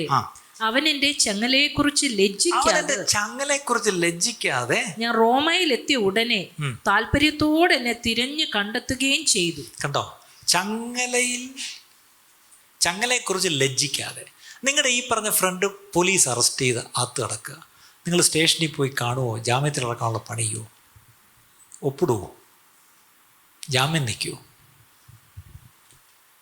പൗലോസ് ചങ്ങലയിലാണ്, പക്ഷെ അതിനെക്കുറിച്ച് ലജ്ജിക്കാതെ ഒരാൾ തിരക്കി വന്ന് കണ്ടിട്ട് പോയി എന്ന് മാത്രമല്ല, പ്രാർത്ഥിക്കാൻ ബ്രദറെ എന്നല്ല, തണുപ്പിച്ചു. അതിൻ്റെ അർത്ഥം എന്താ? റിഫ്രഷ്ഡ് എന്നാ. ചിലപ്പോൾ ഒരു ജയിലിൽ കിടക്കുമ്പോഴായിരിക്കും, ഒരു പോലീസ് സ്റ്റേഷനിൽ കയറി, അല്ലെങ്കിൽ ഈ പറഞ്ഞ പോലെ ഹോസ്പിറ്റലിലായി, അല്ലെങ്കിൽ വേറെ എന്തെങ്കിലും ഒരു അപമാനത്തിൽ കൂടെ പോയി, അപ്പോഴും നിങ്ങൾ അന്വേഷിച്ച് ചെല്ലുമോ? ജാമ്യത്തിൽ ഇറക്കുമോ? ഞാൻ രാവിലെ ഒരു കഥ പറഞ്ഞു. എൻ്റെ പിതാവിനൊരു നല്ല സ്നേഹിതനുണ്ടായിരുന്നു പണ്ട്. അദ്ദേഹം പിന്നെ ഡൽഹിയിൽ പോയി അന്നത്തെ പ്രധാനമന്ത്രിയുടെ സെക്രട്ടറിയൊക്കെ ആയി, വലിയ ആളായി. പക്ഷേ ഇദ്ദേഹത്തിൻ്റെ ഒരു മോൻ മിടുക്കൻ, അവന് ബോർഡിങ്ങിൽ അവനെ വിട്ട് പഠിപ്പിച്ചത്. ഇദ്ദേഹം ഇങ്ങനെ ചുറ്റി നടക്കുന്ന ആളായിരുന്നു. ഈ ചെറുക്കൻ ബോർഡിങ് ചെയ്യണം, നല്ല ഇംഗ്ലീഷും ഒക്കെ ആയിരുന്നു. അവന് കുറച്ച് കൂട്ടുകെട്ടൊക്കെ വന്നാണ് ഇച്ചിരി വഴിതെറ്റിപ്പോയി. ഒരു മോഷണ കേസ് ഇവൻ പിടിച്ച് അകത്തായി, ജയിലിലായി. ഇവന് ജാമ്യത്തിൽ ഇറക്കാൻ ആരുമില്ല. 2 ആഴ്ച ഇവൻ റിമാൻഡിലായി, ഇവൻ ജയിലിൽ കിടന്നു. 2 ആഴ്ച കഴിഞ്ഞ് ഇവൻ മജിസ്ട്രേറ്റ് മുമ്പ് വീണ്ടും കൊണ്ടുവന്നു. മജിസ്ട്രേറ്റ് നല്ലൊരു ഒരു ബ്രാഹ്മണൻ. അയാൾ ചോദിച്ചു, യങ് മാൻ, നിന്നെ ഇറക്കാൻ ആരും ഇല്ലേ? എൻ്റെ അപ്പനും അമ്മയൊക്കെ എന്ത് ചെയ്യും? അവരുണ്ട്, പക്ഷേ അവർ വരത്തില്ലേ? ഇല്ല. അതെന്താ വരത്തില്ല? അപ്പോൾ ഈ ജഡ്ജിക്ക് ഒരു സഹതാപം തോന്നും. നല്ലൊരു പയ്യൻ, അപ്പം നല്ല ഇംഗ്ലീഷിലായി പയ്യൻ സംസാരിക്കുന്നത്. പറയും, യങ് മാൻ, ഞാൻ നിന്നെ വിടാൻ തയ്യാറാണ്, പക്ഷേ നിനക്ക് വേണ്ടി ഒപ്പിടാൻ ആരെങ്കിലും ഈ പട്ടണത്തിൽ ഉണ്ടോ? ഇത് തമിഴ്നാട്ടിലൊരു പട്ടണത്തിൽ വെച്ചാൽ, സ്ഥലപ്പേര് ഞാൻ പറയുന്നില്ല. അപ്പോൾ ഇവനിങ്ങനെ ഒന്ന് ആലോചിച്ചിട്ട് പറഞ്ഞു, ഇവിടെ എൻ്റെ ഫാദറിൻ്റെ ഒരു ഫ്രണ്ട്, ഒരു പാസ്റ്ററുണ്ട്, അയാൾ ചിലപ്പം എനിക്ക് വേണ്ടി വരുമായിരിക്കും. അവിടെ തന്നെ കോടതി പറഞ്ഞു, പോലീസുകാരടുത്ത് പറഞ്ഞു, അതാരാന്ന് അഡ്രസ്സ് എടുത്ത് പോയി വിളിച്ചുകൊണ്ട് ഞാൻ പറഞ്ഞു. അവനെ അങ്ങോട്ട് മാറ്റി നിർത്തിച്ച്, ഒരു പോലീസുകാരനുണ്ടാ എൻ്റെ ഫാറിനെ തിരക്കി വരുന്നു, ഞാൻ കോടതിയിൽ നിന്ന് വരിക, നിങ്ങൾ പെട്ടെന്ന് കോടതിയിലോട്ട് വേണം. എന്തു പറ്റി? ഒരു പയ്യനെ അവിടെ ജയിലിൽ കിടക്കുന്നു, അവൻ നിങ്ങളുടെ പേര് പറഞ്ഞു. ദൈവമേ, അദ്ദേഹം ജുബയൊക്കെ എടുത്തിട്ട് ബൈബിളൊക്കെ എടുത്ത് നേരെ കോടതിയിൽ ചെന്ന് അവിടെ ജഡ്ജി ചോദിച്ചു, നിങ്ങളാരാ, പാസ്റ്ററാണോ? അതെ. ഈ പയ്യനെ അറിയുമെന്ന് ചോദിച്ചാൽ, അറിയും. എങ്ങനെ അറിയും? എൻ്റെ ഒരു കൂട്ടുകാരൻ്റെ മകനാണ്, അവനിങ്ങനെ ഒരു കേസിൽ പെട്ട് അവൻ ജയിലിലാണ്, അവനെ ഞാൻ വേണേൽ വിടാം ജാമ്യത്തിൽ, പക്ഷേ നിങ്ങൾ ഉത്തരവാദിത്തം എടുത്ത് ഒപ്പിടുകയെന്ന് ചോദിച്ചു. ഒപ്പിടാം. ഒപ്പിട്ട് അവനെ ഇറക്കി വീട്ടിൽ കൊണ്ടുപോയി. അവനെ ഇറക്കി ഒപ്പിട്ട് വീട്ടിൽ കൊണ്ടുപോയി എന്നുള്ള ദേഷ്യത്തിൽ ഈ അപ്പൻ, പിന്നെ എൻ്റെ അപ്പന് ഒരാഴ്ച കഴിഞ്ഞൊരു വലിയ നീണ്ട കത്തെഴുതി, അവൻ എൻ്റെ മോനോ നിങ്ങളുടെ മോനോ? എൻ്റെ മോൻ പാഠം പഠിക്കട്ടെ എന്ന് പറഞ്ഞില്ലേ ഞാൻ കോടതി വരാത്ത, ഞാൻ അവനെ ശിക്ഷിക്കാൻ തീരുമാനിച്ചപ്പോൾ നിങ്ങൾ എന്തിനാ അവനെ കോടതി ഇറക്കിക്കൊണ്ട് പോയി എന്നും പറഞ്ഞിട്ട് പിന്നെ എൻ്റെ അപ്പനോട് കുറേ വർഷം അയാൾ മിണ്ടിയിട്ടില്ല എന്നാണ് കേട്ടെ. പിന്നീട് ഈ മോൻ വിദേശ രാജ്യത്ത് പോയി വലിയ ആളായപ്പം വയസ്സാം കാലത്ത് ഈ അപ്പനെ അവിടെ കൊണ്ടുപോയി അവനാണ് നോക്കിയത്. അത് വേറെ കാര്യം. ഞാൻ പറയുന്നത്, ഇങ്ങനെ ഒരാൾക്ക് വേണ്ടി പോയി നമ്മൾ ജാമ്യം നിർത്തുമോ? അബ്രഹാമിൻ്റെ കാലത്ത് ക്ഷാമം ഉണ്ടായപ്പം ഇസാഖിൻ്റെ കാലത്തും ക്ഷാമം ഉണ്ടായെന്ന് ബൈബിളിലുണ്ട്. ഇതുപോലെ ഞാനും ചെന്ന് ചിലരെയൊക്കെ ജാമ്യത്തിൽ ഇറക്കാനുള്ള ഭാഗ്യം ദൈവം തന്നിട്ടുണ്ട്. അത് പോലീസ് സ്റ്റേഷനിൽ നിന്ന് ഇറക്കിയിട്ടുണ്ട്, ജയിലിലും പോയിട്ടുണ്ട്, കോടതിയിലും പോയിട്ടുണ്ട്. എന്താണെന്ന് എനിക്കറിയത്തില്ല. അങ്ങനെ ഒരു യോഗം എനിക്കുണ്ട്. എന്ന് പറയും, ഇനി ആരെങ്കിലും ജാമ്യം വേണം എൻ്റെ അടുത്ത് വന്നേക്കരുത് പ്ലീസ്. ഇവിടുത്തെ വലിയ കുഴപ്പം, ഈ ചർച്ചയിൽ കൂടെ ഞാൻ എന്തേലും പറഞ്ഞ് ഇത് കേട്ടേച്ച് ഈ ഇറങ്ങുന്നുണ്ട് എനിക്ക് വിളി വരും. ഒരു ജാമ്യം എടുക്കാൻ വരും. ഇപ്പോഴേ പറഞ്ഞിരിക്കുന്നത് ജാമ്യം എടുത്തു കൊടുക്കപ്പെടുന്നതല്ല. ഇനി അതിൻ്റെ പേരും പറഞ്ഞ് ആരും വിളിച്ചേക്കരുത്. ഒരു കാര്യം കൂടെ പറഞ്ഞ് പെട്ടെന്ന് നിർത്തിയേക്കാം. Is the reputation of others safe in my hands? മറ്റുള്ളവരുടെ മാനം എൻ്റെ കൈകളിൽ സുരക്ഷിതമാണോ? ഇത് വളരെ പ്രധാനപ്പെട്ട കാര്യമാണ്. നോഹ എന്നൊരു മനുഷ്യനുണ്ടായിരുന്നു. ആരായിരുന്നു? നീതിപ്രസംഗിയായ നോഹ. ഒരു വലിയ പ്രളയം കൊണ്ട് ലോകത്തെ മുഴുവൻ നശിപ്പിക്കുന്നതിന് മുമ്പ് ഇദ്ദേഹത്തോട് ദൈവം പറഞ്ഞൊരു പെട്ടകം ഉണ്ടാക്കാൻ പറഞ്ഞു. അല്ലേ? കഥയൊക്കെ നമുക്കറിയാം. അദ്ദേഹത്തെ പറ്റി ബൈബിൾ പറയുന്നൊരു സാക്ഷ്യം ഉൽപ്പത്തി പുസ്തകം 6-ാം അധ്യായം 9-ാം വാക്യം എന്തായിരുന്നു? നോഹ നീതിമാനായ മനുഷ്യനും and perfect in his generation. തന്റെ തലമുറയിൽ നിഷ്കളങ്കനുമായിരുന്നു. തൻ്റെ തലമുറയിൽ നിഷ്കളങ്കനായിരുന്നു. ഇനി ഇയാൾ നടക്കുന്ന ആരുടെ? നോഹ ദൈവത്തോട് കൂടെ നടന്നു. ഓ ദൈവമേ, ഇങ്ങനൊരു സാക്ഷ്യമൊക്കെ കിട്ടിയാൽ പിന്നെ ജീവിക്കരുത്, നേരെ അങ്ങ് പൊക്കോണം മുകളിലോട്ട്. ഈ ലോകത്തിന് കൊള്ളത്തില്ല നിങ്ങളെ, അല്ലേ? അങ്ങ് പൊക്കോണം. ഇത്രയും നീതിമാനും നിഷ്കളങ്കനും ദൈവത്തോടുകൂടി നടക്കുന്ന ഒരു മനുഷ്യനായിരുന്നു. 9-ാം അധ്യായത്തിലേക്ക് വന്നേ. ശരി, പെട്ടകത്തിൽ നിന്നൊക്കെ ഇറങ്ങി 20-ാം വാക്യം തൊട്ട് വായിച്ചേ. പെട്ടെന്ന് വിശക്കുന്നു. പെട്ടെന്ന് 9-ാം അധ്യായം 20 തൊട്ട്. നോഹ കൃഷി ചെയ്യുവാൻ തുടങ്ങി. പാവം ദൈവദാസൻ എന്ത് ചെയ്യാൻ തുടങ്ങി? കൃഷി ചെയ്യുവാൻ തുടങ്ങി. മറ്റേ ദൈവദാസന്മാർ സാധാരണ ചെയ്യുന്ന കൃഷിയല്ല, ശരിക്കുള്ള കൃഷി.